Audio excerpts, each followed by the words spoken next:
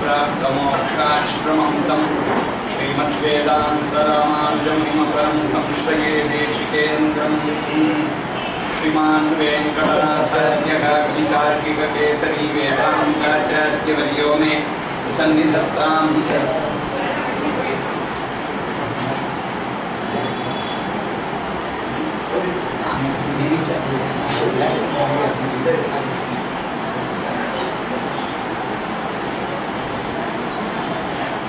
वन्दे वृन्दावनचरं वल्लवीजनवल्लभं जयन्ती सम्भवं धाम वैजयन्ती विभूषणम् समप्याद्यं गुरुं वन्दे कमलार्कमेधिनं प्रवक्ता छन्दसां वक्ता पञ्चरात्रस्य स्वयं सह धर्मचरीं शौरेः मन्त्रितजगत्सिताम् अनुग्रहमयीं वन्दे नित्यं ज्ञातनिग्रहाम् ज्ञानानन्दमयं देवं निर्मलस्फटिकाकृतिम् आधारं सर्वविद्यानां यगग्रीवं उपास्महे विशुद्धविज्ञानघनस्वरूपं विज्ञानविश्राणपद्धतिनिलयानिधिरेकपदाञ्जरण्यं देवं हयग्रीवमहं प्रपद्ये व्याख्यामुद्रां करसरसिनैः पुस्तकं शङ्खचक्रे बिभ्रद्भिन्नस्फटिकरुचिरे पुण्डरीके निषण्णग अम्लानश्रीः अमृतविशदैरंशुभिः प्लावयन् मां विभूयात् अनघमहिमा मानसे वागतीशः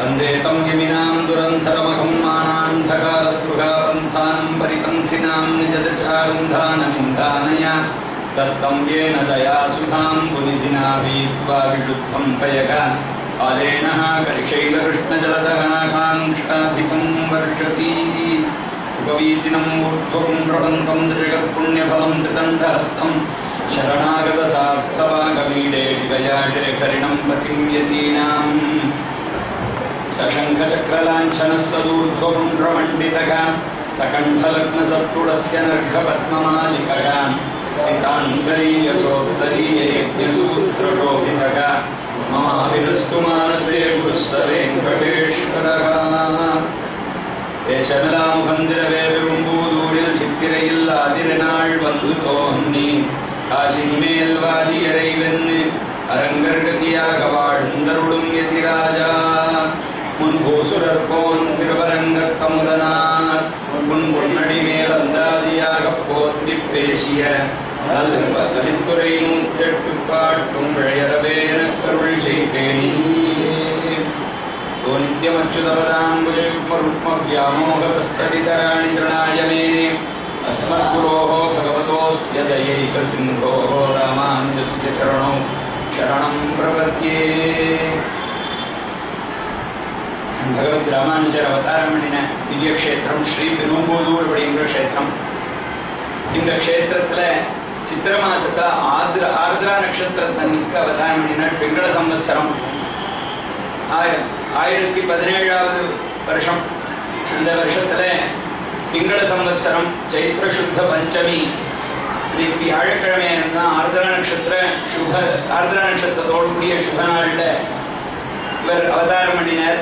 இவருடைய தகப்பனார் கேசவ சோமயாஜி, தாயார் காந்திமதி அப்படின்னு இந்த தம்பதிகளுக்கு கேசவ சோமயாஜி காந்திமதி அப்பேற்பட்ட தம்பதிகளுக்கு விசேஷமா அவர்கள் செஞ்ச தபஸினுடைய பலமாக இவர் அவதாரம் பண்ணினார். சிவபதியான சர்வேஸ்வரனுடைய கைங்கரியத்தை நிரந்தரம் பண்ணிக்கொண்டு ஆனந்தப்பட்ட ஆதிசேஷனே தான் ராமானுஜராக அவதாரம் பண்ணி அந்த கைங்கரியத்துடைய பெருமைகளை உலகத்தாருக்கு தெரியப்படுத்துறதுக்காக வந்தார். சென்றால் புடையாம் இருந்தால் சிங்காசனமாம் நின்னால் மறுபடியாம் நீழ்கடலுள் என்னும் புனையாம் மணிவிளக்காம் பூம்பட்டாம் புழுகும் அணையாம் திருமாருக்கு அரவு அப்படின்னு பொய்கை ஆழ்வார் சர்வவித பரிச்சரியத்தையும் பண்ணக்கூடியவன் ஆதிசேஷன் அப்படின்னு சரிக்கிறார். அவன் தான் நமக்கு எல்லாருக்குமே வழிகாட்டி, நாம் எல்லாருமே விசேஷபூதர்கள். அவன் ஆதிசேஷன். எப்படி பகவானுடைய உகப்புக்காக கைங்கரியம் பண்ணணும் அப்படிங்கிறதை நமக்கு காட்டி கொடுத்த உத்தமர்.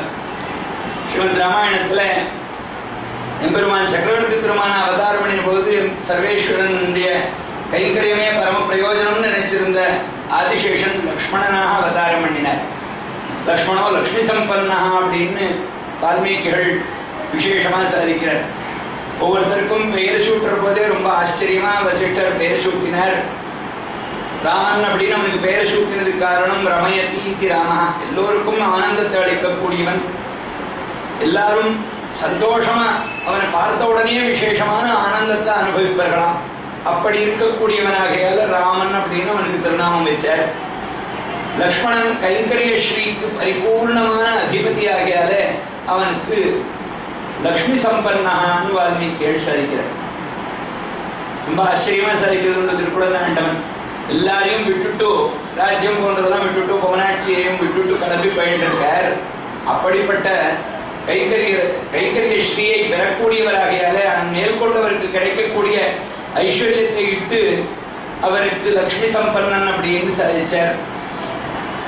இதே மாதிரியே விபீஷணன் எல்லாரையும் துறந்து வந்திருக்கான். திக்வா புத்திராமிஷ்ட தாராமிஷ்ட ராகவம் சரணங்கதா அப்படின்னு வந்திருக்கான். பவத்கதமே ராஜ்யஞ்ச ஜீவிதானி சுகானிச்ச அப்படின்னு வந்தவன்.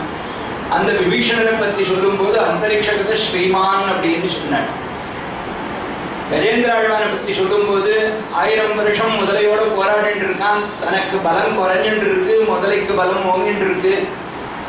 புஷ்பத்தை பொறித்தான் எம்பெருமானுடைய திருவடிகளுக்கு சமர்ப்பணம் பண்றதுக்காக அதை சமர்ப்பிக்க முடியாமல் அப்படியே உயிர் போயிடுதுன்னா பிறந்த பயன் பெற்ற மாதிரி ஆகாது. இருந்தாலும் அந்த முதலையை ஜெயிக்க முடியும் அப்படின்னு நினைச்சு 1000 வருஷங்கள் போராடி எல்லாம் பண்ணினான்.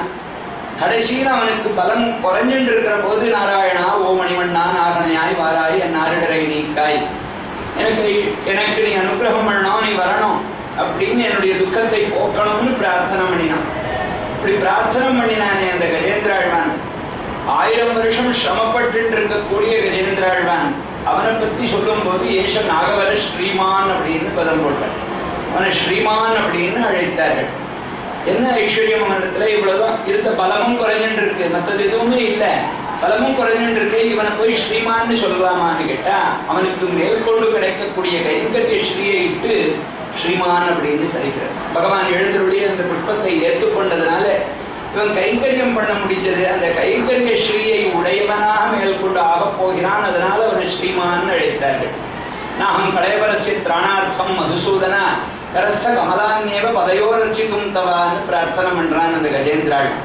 என்னுடைய சரீரத்தை காப்பாற்றிக் கொள்றதுக்காக உன்னை அழைக்கல, இந்த கையில இருக்கக்கூடிய புஷ்பத்தை உன் திருவடிகளுக்கு சமர்ப்பணம் பண்ணி பிறந்த பயனை பெறணும், அதற்காக உன்னை அழைக்கிறேன்.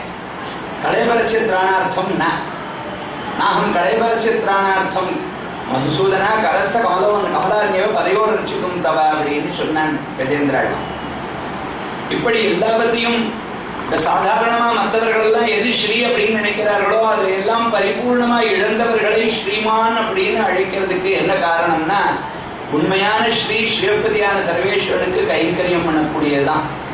அந்த ஸ்ரீயை யார் உடையவர்களோ அவர்களை ஸ்ரீமான் அப்படின்னு அழைப்பார்கள்.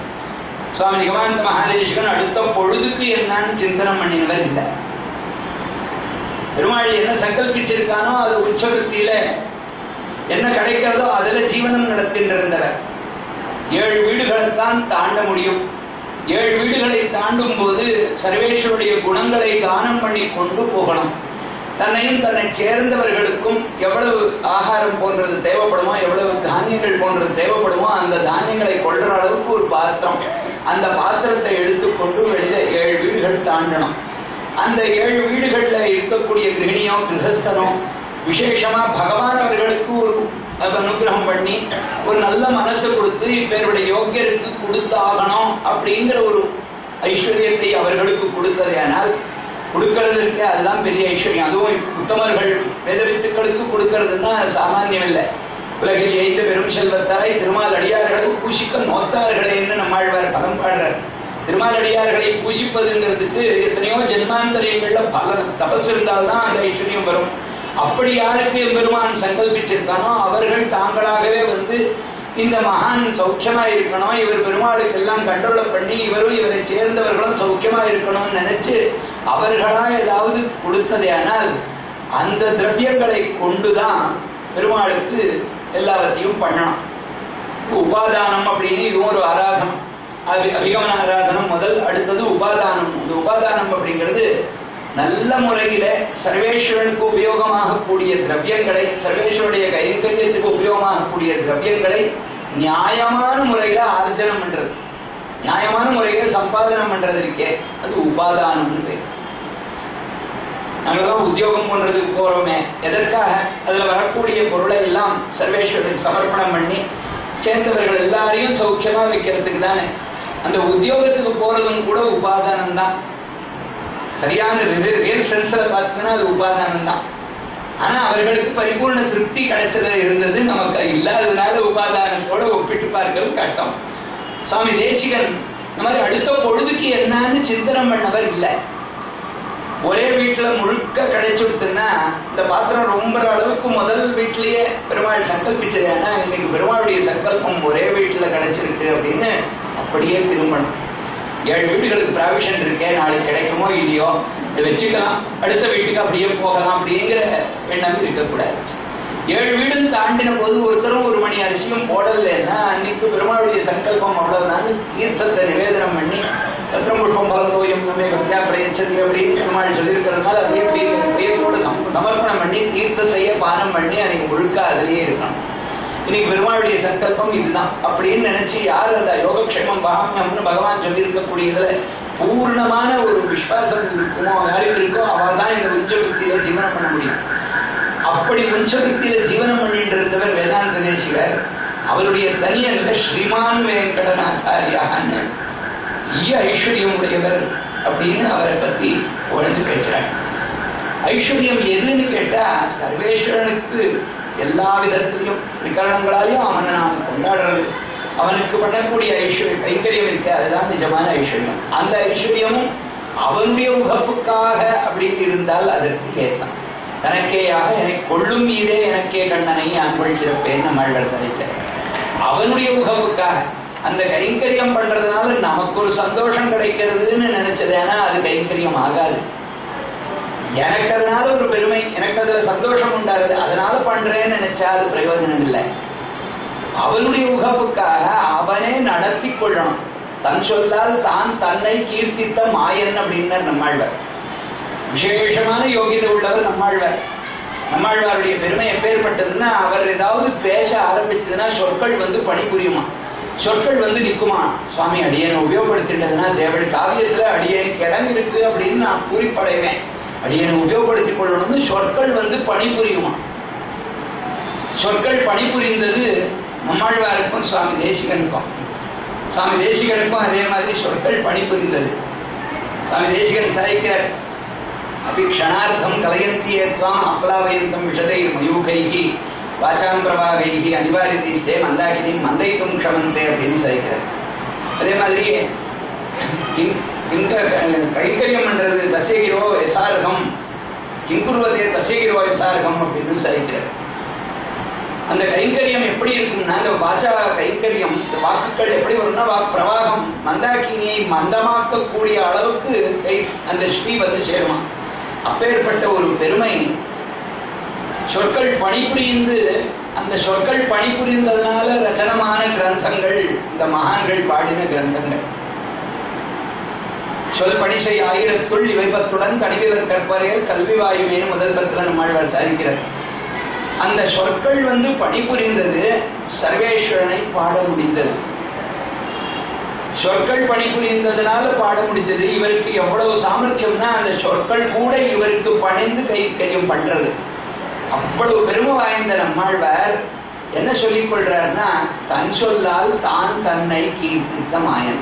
அவனே கொடுத்த சொற்கள், அவனுடைய பெருமைகளை பேசுவதற்கு அருகமான வார்த்தைகளை அவனே கொடுத்து அவனுடைய உகப்புக்காக நடத்தி கொண்டான் அப்படின்னு சொல்லி.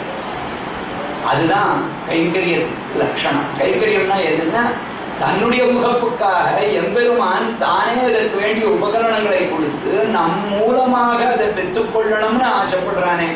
இதுல நமக்கும் ஒரு இன்வால்மெண்ட்டுக்கு அவகாசம் பண்ணி கொடுத்திருக்கானே. இந்த கைங்கரியம் பண்ணும் போது நாமும் கூட இதுல கலந்து கொண்டோம்னு ஒரு பாக்கியம் இருக்குன்னா அது கைங்கரியம். இங்க நேரத்துல இருந்து பார்த்துட்டு இருக்கோம். இப்ப 10 வருஷத்துலயும் பார்த்தேன். கைங்கரிய மனோபாவத்தோட தான் இங்க பாராயணம் பண்றேன். யாருமே எனக்கு தெரியும்னு காட்டிக்கொள்றதுக்காகவோ மற்றதுக்கோ யாராவது பார்த்து அப்ரிஷியேட் பண்ணணும்னா எந்த உத்தேசமும் இல்லை. பகவான் கொடுத்த வாகேந்திரியம் அவனுடைய பெருமைகளை பாடுறதுக்காகவே இருக்கு. அதுவே பிரயோஜனம் அப்படின்னு நினைச்சு கைங்கரியம் பண்றாங்க. இந்த வாச்சா கைங்கரியம் ரொம்ப உசந்த கைங்கரியம். இப்படி இருந்தால் மாத்திரம்தான் அது கைங்கரியம். சர்வேஸ்வருடைய உகப்புக்காக அப்படின்னு நினைச்சால்தான் அது கைங்கரியம். அந்த கைங்கரிய ஸ்ரீ பரிபூர்ணமாய் இவரிடத்துல இருந்தது, லக்ஷ்மண சுவாமி இடத்துல. அதனால்தான் அவரை ஸ்ரீமான் அப்படின்னு, லக்ஷ்மணனை லக்ஷ்மி சம்பன்னன் அப்படின்னு அழைத்தார். எம்பெருமான் காட்டுக்கு எழுந்தருளின சமயத்துல இந்த பஞ்சவட்டி தீரம், அந்த தீரத்துக்கு வந்த போது லக்ஷ்மண சுவாமி மற்ற இடங்கள் எல்லாம் பர்ணசாலை உருவாக்கிட்டு இருந்தார், அந்த இடத்துல உருவாக்கல, அப்படியே இருக்கார். பகவானும் பார்த்தார், அவரா கட்டிடுவார் நினைச்சு உமா இருந்தார். இவர் கட்டுறதா உத்தேசமே இல்லைன்னு கை கட்டி நிற்கிறார். என்ன லக்ஷ்மணான்னு கேட்டார். அப்ப லக்ஷ்மணன் சாதிச்சார், பரவானஸ்தி காக்குத்ஸ்தாத்தை வருஷம் ஸ்திதே ஸ்வயம் து ருச்சிரே தேசே கிரியதாம் இதி மாம்பதா. ஏ சுவாமி, கைங்கரியம் பண்றது என் பிரயோஜனத்துக்காக இல்லையா, நான் சந்தோஷப்படுறதுக்காக இல்லை. எந்த இடம் உமக்கு பிரியமா இருக்குமோ, எந்த இடத்துல பர்ணசாலை கட்டினதேனா அது உமக்கு உகப்பா இருக்குமோ அந்த இடத்துல பர்ணசாலையை உருவாக்குன்னு நீர் நியமிக்கணும். தேவள் நியமனப்படி நான் கட்டுறதுக்கு சித்தமா இருக்கேன், எனக்காகன்னு இல்லை. அப்படி நீர் நியமிக்கலைன்னா 100 வருஷம் நின்று இருந்தாலும் 100 வருஷம் நின்றுட்டே இருக்கணும். இந்த கைங்கரியம் அப்படிங்கிறது என் உகப்புக்கா இல்லை, உன்னுடைய உகப்புக்கா. ஸ்பஷ்டமா சொன்னார் அந்த இடத்துல. மாச்சாரி ரொம்ப அழகா சரித்திருந்தோம். இந்த இடத்துல மாத்திரம் ஏன் ஸ்ட்ரைக் பண்றாருன்னு பார்க்கணும். மற்ற இடங்கள்ல எல்லாம் ஒழுங்கா பண்ணிட்டு இருந்தவர் இந்த இடத்துல ஏன் பண்ணல அப்படின்னு கேட்டா, மேற்கொண்டு சீதா அபகரணம் ஆக போறது. சீதா அபகரணம் ஆன போது இதெல்லாம் ஒண்ணுமே பார்க்காம பண்ணிவிட்டது. ஏன்னா அப்ப சக்கரவர்த்தி திருமகன் சீதாபகரணம் அது நடந்ததுக்கு லக்ஷ்மண சுவாமி சரியா இதெல்லாம் பார்த்து சாஸ்திரப்படி எல்லாம் பார்த்து கட்டல, அவன் மேல பழி போட்டுடலாம்னு பார்த்தாருன்னு சமத்காரமா சொல்றது. லக்ஷ்மண சுவாமி அந்த பழி தனக்கு வரக்கூடாதுன்னு சுவாமி தேவளே நியமிச்சு காட்டணும், தேவளே இடம் காட்டணும்னு சொன்னாருன்னு அவர் 2 பேரும் அங்க பழி ஒருத்தர் மீது ஒருத்தர் தங்கள் மீது பழி வரக்கூடாதுங்கிறதுக்காக நடந்து கொண்டாருன்னு சமத்காரமா சாதிக்கிறது. ஆனா உத்தேசம் கைங்கரியம் பகவானுடைய உகப்புக்காக, நமக்காக இல்லை. அதுல நம்மதுன்னு கொஞ்சம் கலந்ததேனா அது தோஷம். எது கொஞ்சம் நம்மது அப்படின்னு சேர்ந்ததேனால், இந்த மாதிரி பண்ணினதேனா இதுல எனக்கு சந்தோஷம் ஆகும்னு நினைச்சு பண்றேன்னு நினைச்சா அது தோஷம். நம்மாழ்வார் சாதிக்கிற பொழுவில் காலமெல்லாம் உடனாய் மன்னி வழுவிலா அடிமை செய்ய வேண்டும். நாம் தோஷமில்லாத கைங்கரியம் பண்ணணும்னு சொன்னார். தோஷமில்லாத கைங்கரியம் எதுன்னா, சுஸ்மை சுப்ரீதைய சுயமேவ காரியத்தின்னு ஆரம்பிச்சு சுஸ்மை சுப்ரீதைய சுயமேவ காரித்தவான் அப்படின்னு சொல்லி முடிக்கக்கூடியது தோஷமில்லாத கைங்கரியம். அதுல ஏதாவது கொஞ்சம் சுவார்த்தம் அப்படிங்கிறது கலந்ததே ஆனால் அது கைங்கரியம் ஆகாது, அது பிரயோஜனத்துக்கு வராது. தோஷமில்லாத கைங்கரியம், அந்த தோஷமில்லாத கைங்கரியத்தை நாமே பண்ணணும். உனக்கே நாமே ஆளே செய்வோம்னு ஆண்டாள் சரித்தாள். அந்த மாதிரி கைங்கரியமே பரம பிரயோஜனம்னு பண்ணணும், நாமே பண்ணணும், சிவபதியான சர்வேஸ்வரனுக்கே பண்ணணும். இந்த மாதிரி அந்த கைங்கரியங்களில ஏதாவது ஒண்ணு நான் என்னதுன்னு கலந்ததேனா அது தோஷம். திருக்குழந்தாண்டவன் ரொம்ப ஆச்சரியமா சரிப்பார். காஞ்சிபுரத்துல பெருமாளுக்கு வைபவமா உற்சவங்கள் நடக்கும். ரொம்ப வெயில், அந்த தாங்க முடியாத வெயில், அதனால 3 மணிக்கே கருட சேவையெல்லாம் 5 மணிக்குள்ள கிளம்பிடுவார் பெருமாள். இந்த மாதிரி எல்லாம் இருக்கும். இங்க ரொம்ப போக்கியமா பெருமாள் உற்சவத்துல எல்லாருக்கும் சேவை சாதிப்பார். நாமும் பக்கத்துல இருந்ததாவது கைங்கரியம் பண்ணலாம், பெருமாளுக்கு சாமரம் வீசலாம், கொஞ்சம் காத்து நம்ம பக்கமும் வீசுமே, நமக்கும் கொஞ்சம் குளிர்ச்சியா இருக்கும் அப்படின்னு நினைச்சது. ஆனா அது தோஷம்னு சரி. பெருமாளுக்கும் நமக்கும் அப்படின்னு சேர்த்து பண்ணதுன்னா அது தோஷம். கேவலம் சர்வேஸ்வருடைய உகப்புக்கு அப்படின்னு இருக்கும். ரொம்ப ஆச்சரியமா சரித்திருந்தது திருக்குழந்தாண்டவன். ஒரு சுவாமி ஸ்ரீரங்கத்துல பங்குனி உத்திரதன்னைக்கு பெருமாளும் தாயாரும் சேர்க்கையில ரொம்ப ஆச்சரியமா சேர்த்தாரு. வருஷத்துல ஒரே நாள் தான் அந்த சேர்க்கை உற்சவம். அந்த உற்சவத்துல எப்போதும் கலந்து கொள்கிறான். அதுல ரொம்ப ஈடுபாடும் உண்டோ. அந்த வருஷம் அவர் உத்தியோகத்துக்காக வெளியூர்ல எங்கேயோ தங்கியிருந்தார். வெளியூர் வேற ஊர்ல தான் வாசம் பண்ணிட்டு இருந்தார். ஒவ்வொரு வருஷமும் பங்குனி உத்திரத்துக்கு போறதுண்டோ. அந்த வருஷம் உத்தியோகத்துல லீவ் பண்றது கிடைக்கல, ரொம்ப நெருக்கடி, அதனால போக முடியல. ஆனா அதே சமயத்துல இந்த அனுபவம் எப்படியாவது பெற்றுக்கொள்ளணும்னு ஆசை. அதற்காக பக்கத்திலேயே ஒரு சந்நிதி, அங்க சர்வேஸ்வரனுடைய திவ்ய சன்னிதானம், அந்த இடத்துல பெருமாள் தாயார் எல்லாம் எழுதியிருக்கா, அந்த உற்சவ மூர்த்தி எல்லாம் இருக்கா, அங்க அர்ச்சகர்கள் போன்றவர்கள் பிரார்த்தனை பண்ணினர். இங்க ஸ்ரீரங்கத்துல பண்ற மாதிரியே பங்குனி உத்திரத்து வந்து சேர்க்கை உற்சவம் பண்ணி வைக்கணும். கத்தியத்திரயம் பாராயணம் பண்ணக்கூடிய சுவாமிகளுக்கெல்லாம் பிரார்த்தனை பண்ணிட்டு அவளை எல்லாம் எழுதோட சொல்லி கத்தியத்திரயம் பாராயணம் ஆகணும். என்ன இருக்கோ அந்த உபயோக பொறுப்பை அடியை ஏற்றுக்கொள்றேன் அப்படின்னு சொன்னார். எல்லாம் ஆச்சு. ஆகட்டும்னு சொன்னார். ஸ்ரீரங்கத்தில் இருக்கிற மாதிரி எல்லாம் அனுகரணம் பண்ணணும் அப்படின்லாம் அங்கே என்ன நடக்கிறதோ அது இங்கேயும் ஆறதுனால அதை நினைவுபடுத்திட்டு மனசுக்கு சமாதானம் கொள்ளணும் அப்படின்லாம் தீர்மானம் பண்ணி இதெல்லாம் பண்ணினார். எல்லாம் அதே மாதிரியே நடந்தது. எல்லா சுவாமிகளும் வந்திருந்தா வைபவமா எல்லாம் நடந்தது. கடைசியில பிரசாத விநியோகம் சமயத்துல அன்னைக்கு பெருமாள் ஒரே நாள் தாயார் பெருமாள் எல்லாம் சேர்ந்து இருக்கிறதுனால ரொம்ப முக்கியமான அந்த நல்லாள் அன்னைக்கு பெருமாள் சக்கர பொங்கல் கண்டறிடுவான். எல்லாருக்கும் சக்கர பொங்கல் தான் ஸ்ரீரங்கத்துல விநியோகமாகும். இங்க விநியோக சமயத்துல பார்த்ததுன்னா புளியோகரை விநியோகமாயின்றது. அப்போ ஒருத்தர் ஸ்ரீரங்கத்துல இதெல்லாம் பார்த்து ரசித்தவர். அவர் இந்த உபயகாரரை பார்த்து, என்ன சுவாமி எல்லாம் ஸ்ரீரங்கத்து மாதிரியே அனுகரணம் இருந்ததுன்னா இன்னைக்கு சக்கர பொங்கல் தானே பெருமாள் கண்டறிடுவார், இங்க சக்கர பொங்கல் காணலையே, இங்க புளியோகரை தானே இருக்குன்னு சொன்ன போது இந்த உபயக்காரர் சொன்னாங்க, எனக்கு புளியோகரை பிடிக்கும் அதனால பண்ண சொன்னேன். எனக்கு பிடிக்கும் பண்ண சொன்னேன்னு வந்ததுன்னா அது பிரயோஜனத்துக்கு வராது. சர்வேஸ்வருடைய உகப்புக்காக இருந்தால்தான் அது பிரயோஜனம். இந்த கைக்கரிய ஸ்ரீ அப்படிங்கிறது எதுன்னு கேட்டா சர்வேஸ்வருடைய உகப்புக்காக இருக்கக்கூடிய அந்த ஸ்ரீ இந்த மகானிடத்துல பூர்வத்திலிருந்தே உண்டு. அதிசேஷனா இருந்த போதே எல்லா கைங்கரியங்களையும் பகவானுடைய உகப்புக்காக பண்ணிட்டு இருந்தார். பகவான் நடந்து போகணும் அப்படின்னு நினைச்சதுன்னா சென்றால் குடையாம், உடனடியா குடையா நிப்பறான் அதிசேஷன். வீட்டிலிருந்த திருக்கோலத்துல சிவசாதிக்கணும்னு பெருமான் திருவிடம்பத்தினதேனா உடனடியே சிம்மாசனம் ஆயிடுவார். நின்னால் மறுபடியும் நின்ன திருக்கோலத்துல பெருமாள் சிவசாதிக்கிற போது பாதுகையாயிருப்பாராம். இப்படியே எல்லா விதமான பிரிச்சரியமும் படுத்துக் கொள்ளணும்னா படுக்கையும் அவர், போத்திக் கொள்றதுக்கு பட்டும் அவர், விளக்கம் அவர், எல்லா விதமான கைங்கரியமும் அகம் சர்வம் கரிஷ்யாமி அப்படின்னு ராமரிடத்துல சொல்றார் லக்ஷ்மணர். காட்டுக்கு நான் அழிச்சுட்டே போகணும், சர்வவித கைங்கரியத்தையும் என்னுடைய உகப்புக்காக செய்கிறேன். சர்வம் ஜாகிரத அவஸ்தையில சொப்னாவஸ்தை எப்படியும் எப்படி இருந்த போதும் தூங்குற போதும் தேவள் தூங்குற போதும் கைங்கரியம் பண்ணணும், விழித்துக் கொண்டு இருக்கிற போதும் கைங்கரியம் பண்ணணும். அந்த மாதிரி எல்லா கைங்கரியங்களையும் பண்ணிட்டு இருப்பேன், அதனால என்ன அழிச்சுட்டே போகணும்னு சரிச்சார். 24 மணி நேரமும் 24/7 கைங்கரியம் பண்ணின பெருமை லக்ஷ்மண சுவாமிக்கு உண்டு. அப்படி 14 வருஷங்கள் பூர்ணமா கைங்கரியம் பண்ணினார். இந்திரஜித்தை கொல்லணும்னா 14 வருஷங்கள் எவன் தூங்காமல் இருப்பானோ அவன் தான் கொல்ல முடியும்னு இருந்துதான். இவருக்கு 2 2 in 1 ஆச்சு. நிரந்தர கைக்கரியம் பண்றதுக்கும் அவகாசமாச்சு, இந்திரஜித்தை கொல்றதுக்கு அது அவகாசமும் பண்ணி கொடுத்து. என்னுடைய ஆச்சாரியர் கிருஷ்ணதாத்தாச்சாரிய சுவாமி பெங்களூர்ல எழுந்த ரொம்ப ஆச்சரியமா சாதிப்ப, கைங்கரியத்துக்கு ஹோல்சேல் கான்ட்ராக்ட் எடுத்துட்டவர் லக்ஷ்மண சுவாமி. சரி, வேற யாருக்குமே விட்டு கொடுக்கல, மொத்தமா அத்தனை கைங்கரியமும் இவரே பண்ணார். அந்த மாதிரி பெருமை லக்ஷ்மணருக்கு உண்டோ.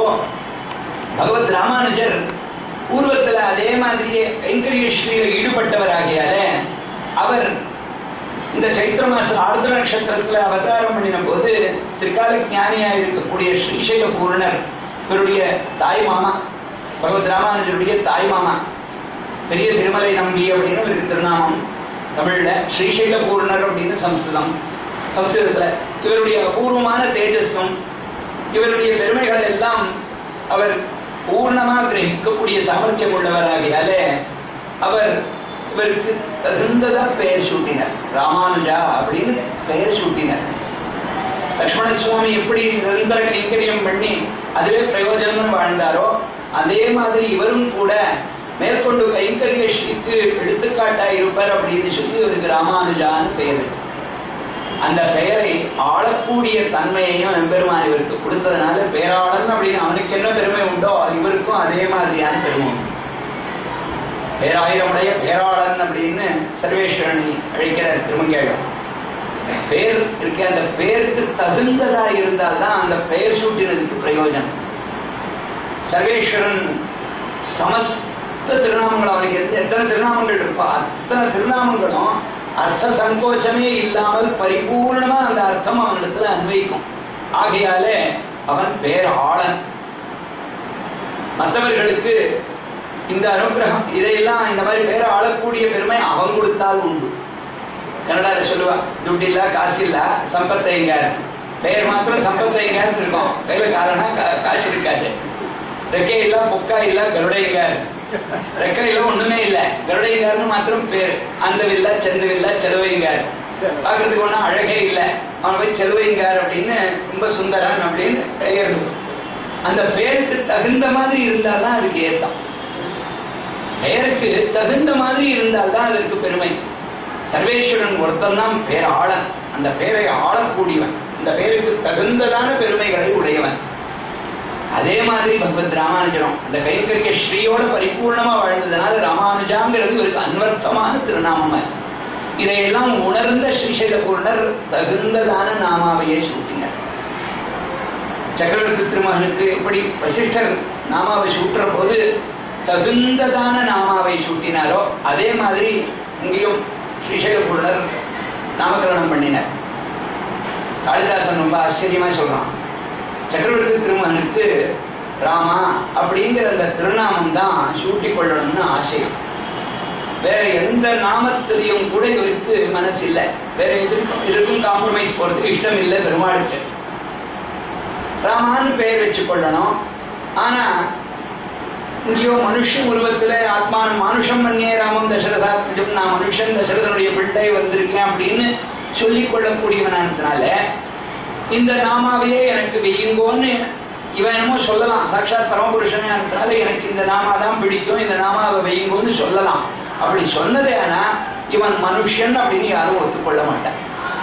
நான் மனுஷன் வேஷம் போடுறேன் அப்படின்னு பெருமான் சங்கல்பம் பண்ணதுனால இதை சொல்றதுக்கு அவகாசம் இல்லை. ராமான்னு பெயர் வைங்கோன்னு சொல்றதுக்கு அவகாசம் இல்லை. ஆனா ராமாங்கிற திருநாமத்தை தவிர வேற எந்த திருநாமத்தையும் சூட்டிக் கொள்றதுக்கு இஷ்டம் இல்லை.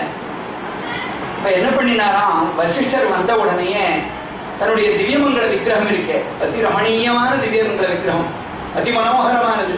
பும்சாம் திருஷ்டி சித்தாபஹாரிணம் அப்படின்னு வால்மீகி சாதிக்கிறார்.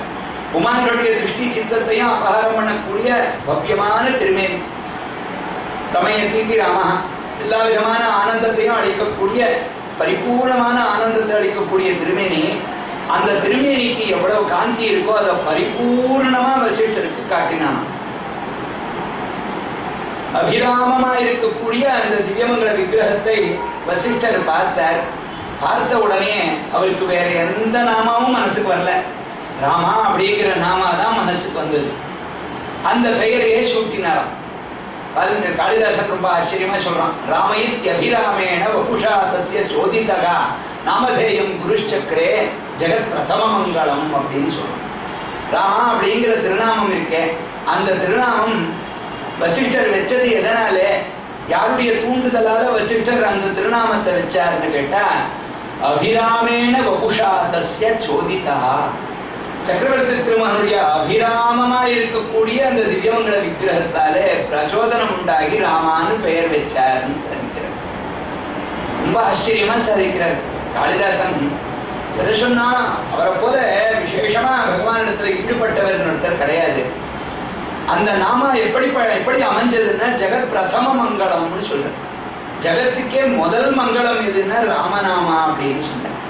பழைய காலத்துல சம்ஸ்கிருதம் அபியாசம் பண்ணவர்களுக்கு இதெல்லாம் தெரியும். அகாராந்த புல்லிங்கோ ராமசப்தான்னு ராமசப்தத்தை தான் முதல்ல சொல்லி கொடுப்பாங்க. இப்ப எல்லாம் அந்த ராமசப்தம் அப்படின்னு அந்த ராமா அப்படின்னுங்கிற திருநாமம் சொன்னது, ஏன்னா அது ஏதோ பூணல் போட்டவா ஆராதிக்கக்கூடிய தெய்வம், அந்த தெய்வத்துக்கு ஒன்றும் நாம் மதிப்பு கொடுக்க வேண்டியதில்லைன்னு இவர்களுடைய புத்தி ரொம்ப அல்பமா இருக்கிறதுனால அகாராந்த புல்லிங்கோ பாலசப்தான்னு பாலசப்தத்தோட இப்ப ஆரம்பிக்கிறார். இவர்கள் தங்களுடைய பாலிஷமான புத்தி என்னங்கிறத காட்டி கொடுக்குற. பழைய காலத்துல ராமசப்தம் தான் முதல் பாடத்துக்கு முதல் சொல்லிக் கொடுப்பார். ஏவம் கிருஷ்ணா ஏவம் முகுந்தா, அகாராந்த புல்லிங்க சப்தங்கள் மற்றது என்ன இருக்கோ இதை போல ராமசப்தத்தை போல கிருஷ்ண சப்தா, ராமஹ ராமோ ராமான்னு முதல் இருந்ததுன்னா கிருஷ்ணா கிருஷ்ணோ கிருஷ்ணா அப்படின்னு கிருஷ்ண சப்தம் அப்படின்னு ஏவம் இதை போல டிட்டோ அப்படின்னு மற்ற அவதாராந்தரங்களுக்கும் ராமர் தான் வழிகாட்டி. கற்பாரி ராமபிரானை எல்லால் மற்றும் கற்பரோ அப்படின்னு ஆழ்வார் சாதிச்சாரு. இந்த மாதிரி எல்லாத்துக்கும் முதல் ஜெகத்துக்கே பிரதம மங்களம் ராமநாமம் அப்படின்னு காளிதாசன் எடுத்து சொன்னான். அந்த திவ்யமங்கல விக்கிரகத்தாலே அந்த திவ்யமங்கலத்துடைய விக்கிரகத்துடைய அழகை பார்த்து வசிஷ்டர் ராமான்னு திருநாமம் வச்சாருன்னு சொல்லி, இங்கேயும் அதே மாதிரி இவருக்கு மேற்கொண்டு எப்படி இவர் மேற்கொண்டு கைங்கரிய ஸ்ரீல ஈடுபடுவார் அப்படிங்கிறதெல்லாம் நல்லபடியா தெரிஞ்சு கொண்டிருந்த ஸ்ரீசைல பூர்ணர் ராமானுஜா அப்படிங்கிற இந்த திருநாமத்தையே வைத்தார். சக்கரவர்த்தி திருமகனுக்கு கைங்கரியம் பண்ணின லக்ஷ்மணன் எப்படியெல்லாம் விசேஷமா பெருமையை பெற்றானோ அதே மாதிரியான பெருமையை இவரும் பெற்றார். பகவானிடத்துல அனன்ய பாவத்தோட கைங்கரியம் பண்றதற்கே அதை பூர்ணமா நடத்தி வந்தார். அந்த கைங்கரியமே பரம பிரயோஜனம் அப்படிங்கிறத தானும் அனுபவித்து மற்றவர்களுக்கும் காட்டினார். அப்படி மற்றவர்களுக்கு காட்டினதுனாலே ஜனங்களுக்கும் விசுவாசம் உண்டாகி எம்பெருமானுடைய திருவடிகளை பற்றினார்கள். சர்வேஸ்வரனுடைய அவதாரத்துக்கு உத்தேசம் சாது பரித்ராணனம், பரித்ராணாய சாதுனாம் அப்படின்னு கீதையில அவதாரத்துக்கு காரணம் சொல்றார் எம்பெருமான். சாதுக்களை நல்லபடியா ரட்சணம் பண்ணி ஆகணும், அதற்காக இறங்கி வரேன். துஷ்ட விநாசம் அப்படிங்கிறது, துஷ்டர்களை விமர்சனம் பண்றதற்கு அது செகண்டரி. அதற்காக ஒரு சக்காரம் போட்டிருக்காரு, விநாசாயாச்ச துஷ்டதாம், துஷ்டர்களை விநாசம் பண்றதும் கூட ஒரு காரியம். அப்படி அது கூட அப்படின்னு இருந்ததுன்னா அதற்கு மதிப்பில்லை, அது முக்கியம் இல்லை. முக்கியம் எதுன்னு கேட்ட சாது பரித்ராணனம். அந்த சாது பரித்ராணனம் தான் பிரதானமான காரியம் அப்படின்னு வந்து அந்த சாதுக்களை நல்லபடியாக காப்பாற்றுறதுக்கு இருக்கக்கூடிய வழிகளை எல்லாம் தானே வெளியிட்டான். அதற்கு இருக்கக்கூடிய வழி என் திருவடிகளை பத்துவதுதான் அப்படின்னு ஸ்பஷ்டமா சொன்னான். இந்த பந்தத்திலிருந்து நீங்க விடுபடணும்னா அதற்கு இருக்கிறது ஒரே வழி, மாமேவ ஏ பிரபத்தியத்தை மாயாமேதாம் தரத்திலே. இந்த பிரகிருதி இருக்கே, இது நீங்களா தாண்டி போக முடியாது. இந்த பிரகிருதி என்னுடையது, மம மாயா தைரீஷேஷா குணமயி மம மாயா துரத்தியா. இது என்னுடைய மாயை. சொந்த முயற்சியாலே யாருமே இந்த பிரகிருதியை தாண்ட முடியாது. பகவத் ராமானுஜர் ரொம்ப ஆச்சரியமா கத்தியத்துல சாதிக்கிறார். இந்த மாயைக்கு இருக்கக்கூடிய பெருமைகள் என்ன, இந்த மாயை எவ்வளவு பலத்தோடு கூடியதுங்கிறத சாதிக்கிறார். பகவத் ஸ்வரூப திரோதானகரீம் விபரீத ஞான ஜனனீம் விஷயாயாச்ச போக்கிய புத்தேர் ஜனனீம் தைரியம் குணமயீம் மாயாம் அப்படின்னு அந்த குணமயமா இருக்கக்கூடியது இந்த பிரகிருதி. சத்வம் ரஜஸ் தமசு 3 குணங்களோடு கூடியது. இது என்ன பண்றது, பகவானுடைய ஸ்வரூபத்துக்கு ஒரு திரையை போடுறது. ஒரு திரையை போட்டுட்டதுன்னா உள்ளுக்குள்ள இருக்கிறது எதுன்னு நமக்கு தெரியாது. நாம் பகவானை அனுபவிக்க விட்டாதபடி மறைக்கிறது இந்த பிரகிருதி. பகவத் ஸ்வரூப திரோதானகரி விபரீத ஞான ஜனனி, விருத்தமான அபிப்பிராயத்தை நமக்கு கொடுக்கிறது. எது உண்மையோ அது பொய்யாகவும், எது பொய்யோ அது உண்மையாகவும் நினைக்கும்படியான ஒரு அறிவை கொடுக்கக்கூடியது இந்த பிரகிருதி. ஸ்வவிஷயாயாச்ச போக்கிய புத்தேர் ஜனனி, தன்னுடைய விஷயத்துல போக்கியதா புத்தியை உண்டு பண்ணுறது. எப்போது இதுதான் சாஸ்வதம், இதோட நாம் கூடியிருக்கணும். நல்ல வெயில் அப்படின்னா ஏர் கண்டிஷனு, ஏர் கூலரு, ஜூஸ் போன்றதெல்லாம் குடிச்சிட்டு ஃபேனடியில் உட்காந்து ஆனந்தமா பொழுத போக்கின்றது. ஆஹா எவ்வளவு இனிமையா இருக்கு அப்படின்னு நினைக்கிறோம். நல்ல குளிர் வந்த போது 4 கம்பளி போத்துட்டு நிம்மதியா இன்னும் நிறைய நாள் தூங்கலாம் அப்படின்னு அதுல சந்தோஷம் இருக்குன்னு தோன்றது. இந்த பிரகிருதி நமக்கு கொடுக்கக்கூடிய அறிவு. பிரகிருதி இந்த மாதிரி நம்மை தூண்டிவிட்டு நாம் அதற்கே மயங்கி கிடக்கிறோம். இந்த பிரகிருதிக்கு விரோதமா போகலாம்னா சாத்தியமே இல்லை. பிரகிருதிக்கு விரோதமா யாராலையும் போக முடியாது. கங்கையில -4 டிகிரி டெம்பரேச்சர்ல அல்கனந்தா பெருகிறது. இங்க பெருகிறதே அதுல போய் எங்கேயாவது ஒரு முழுகிட்டு வரலாம் அப்படின்னு நினைச்சதுன்னா அப்படியே ஃப்ரீஸ் ஆயிடும், எல்லாம் உறைஞ்சு போயிடும். அதனால அங்க இறங்குறதே ரொம்ப கஷ்டம். கை வச்சாலே அதுக்கப்புறமா 1 மணி நேரம் என்னென்ன கையெல்லாம் தைச்சுட்டா தான் நார்மல் இதுக்கு வரும். மகாயோகி ரங்கப்பிரியா மகாதேஷன் அவர் அங்க எழுதியிருந்த போது ஒரே ஒரு முழுக்கு போட்டு வெளியில வந்துட்டார். ஒரு முழுக்கு போட்டு வெளியில வந்த உடனே மற்றவர்களை பார்த்து கை காமிச்சார், இங்க யாரையும் இறங்காதீங்க. அவருக்கு சாமர்த்தியம் இருந்தது, அவர் அந்த இதை தாங்கிக் கொள்ள முடிந்தது. பிரகிருதியை ஜெயிக்க வந்த சாமர்த்தியம் அவருக்கு இருந்ததுனால ஒரு முழுக்கு போட்டுட்டு மேல வந்தார். மற்றவர்களை எல்லாம் கை காமிச்சார். 1/2 மணி நேரம் ஆனதுக்கு அப்புறமா தான் அவரும் நார்மலுக்கு வர முடிஞ்சது. பிரகிருதி அப்பேற்பட்டது துரத்தியமானது. யாரும் தங்களுடைய முயற்சியால ஜெயிக்கவே முடியாது. தைரீஷேஷா குணமயி மமமாயா துரத்தியா மாமேவையே பிரபத்தியந்தே மாயாமே தாம் தரத்திலே.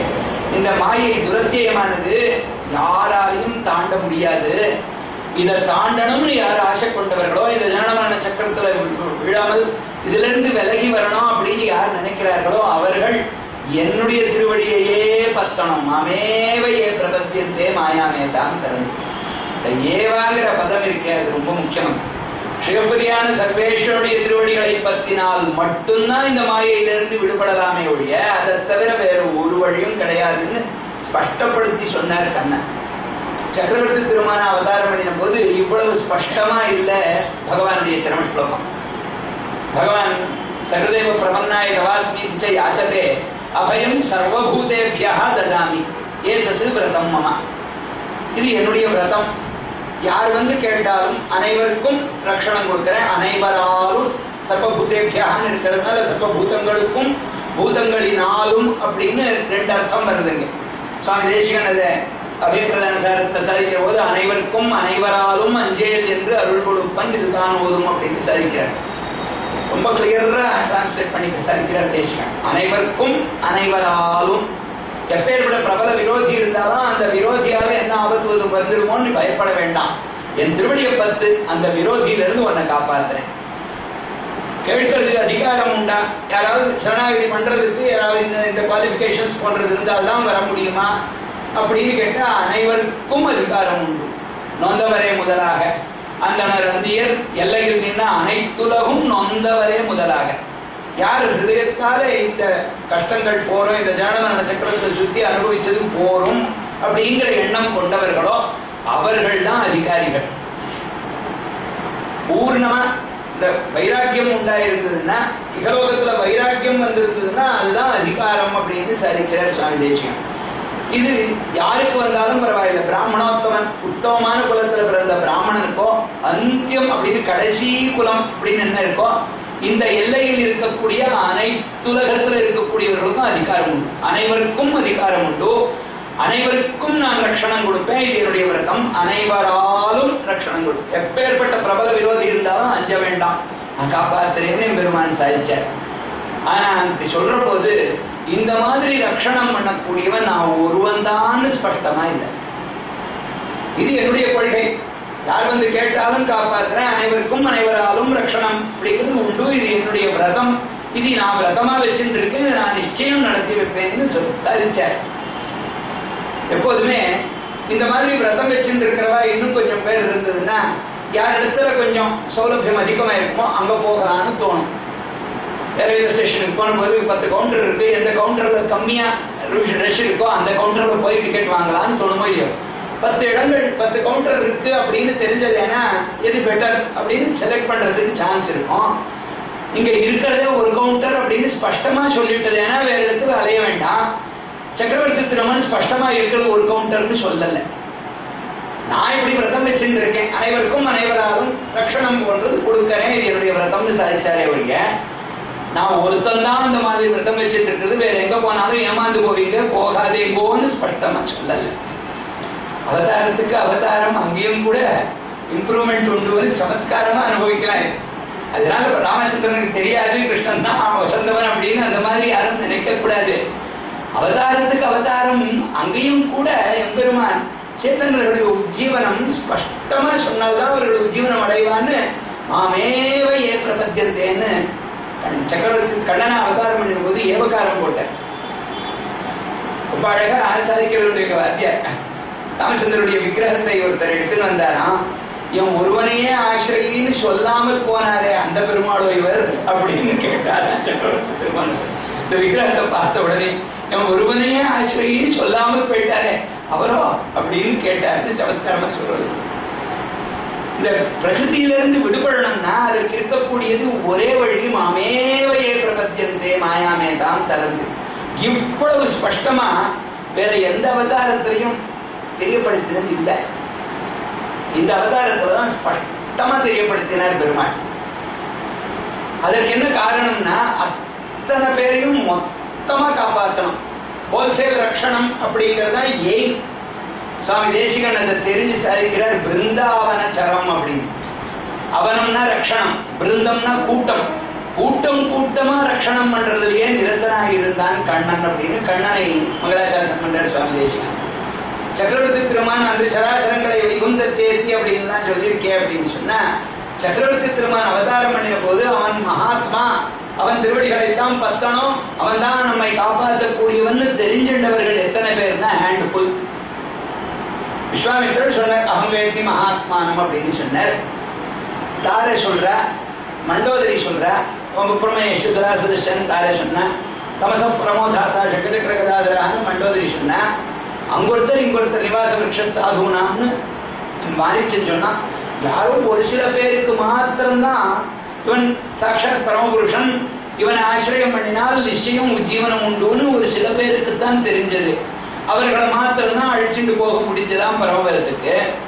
அங்க பிராட்டி சாய்ச்சலாம், என்னமோ பெரிய வீரா போட போனீடே எல்லாரையும் அழிச்சுன்னு வந்துடுறேன்னு, இவ்வளவுதானே அவங்களுடைய சாமர்த்தியம்னு கேட்டாள்னு சமத்காரமா சாதிப்பார். அடுத்த பிறவியில் அப்படி இருக்காது, எல்லாரையும் கூட்டம் கூட்டமா அழிச்சுன்னு வந்துடுறேன்னு வந்தாராம். அந்த உத்தேசத்தோட தான் பிருந்த அவனச்சரம் அப்படின்னு கூட்டம் கூட்டமா ரட்சணம் பண்றேன் அப்படின்னு. அவனம்ங்கிறதுக்கு ரட்சணம்னு பேரு. பிருந்தாவனச்சரம், பிருந்தாவனத்துல சஞ்சாரம் பண்ணினவன் கண்ணன். பிருந்தாவனச்சரம் அப்படிங்கிறதை அப்படியும் அர்த்தம் பண்ணலாம். பிருந்தாவனத்துல சஞ்சாரம் பண்றதே உத்தேசமா வந்தான். இந்த இடைப்பெண்களோட கலந்து இருக்கிறதே பரம பாக்கியமா வந்தான். அதோட அவர்கள் ஈட்டி வெண்ணெய் ஒழுகுன போந்து நாழ்வார் சாதிக்கிற மாதிரி அவர்கள் கரஸ்பர்ஷம் பெற்ற வெண்ணெய், அந்த வெண்ணெய்க்காகவே அவதாரம் பண்ணினான் நம்ம ஆழ்வார் சாதிக்கிறார். சூட்டனன் மாலைகள் தூயனை ஏந்தி விண்ணோர்கள் நன் நீராட்டி அந்தூபம் தரா நிற்கவே அங்கு ஒரு மாயையினால் ஈட்டிய வெண்ணெய் கொடு உண்ண போது இமிலேத்து வன்பூன் கோட்டிடை ஆடினை கூத்து அடல் ஆயிரதம் பொங்கி நிற்கே அப்படின்னு ஸ்பஷ்டமா சொல்றார். நம்மாழ்வார் சாதிக்கிற போது ரொம்ப ஆச்சரியமா பகவானுடைய அவதாரம் அந்த வெண்ணெய்க்காகவே அப்படின்னு சாதிச்சார். ரொம்ப ஆச்சரியமா சாதிக்கிறார் நம்மாழ்வார். அதுலயும் ரொம்ப பிரியமானவர்கள், ரொம்ப பிரியமானவர்களுடைய கைப்பற்று இருந்ததுன்னா அதுல ருச்சி தனியா இருக்கு. அதான் சின்ன வயசுல எங்க அம்மா செஞ்சு கொடுத்து கையில வாங்கியிருக்கோம். அந்த அந்த சாப்பாடுடைய அருமை அனுபவிச்சு வளர்க்குதான் தெரியும். மற்ற வளர்க்கறதெல்லாம் சொல்லி எக்ஸ்பிளைன் பண்ணவே முடியாது. ரொம்ப அழகா திருப்பிருந்தாண்டம் சாதிக்கிறது உண்டு. கரவைகள் சென்று காணம் சேர்ந்து இருப்போம் அப்படிங்கிறதுக்கு இந்த மசுரனுக்கு அப்புறம் அந்த இதுல ரொம்ப அழகா சாதிக்கிறது. விபரத் வேணும் ஜடர கொலை அப்படின்லாம் ஸ்லோகம் ரொம்ப ஆச்சரியமா இருக்கு.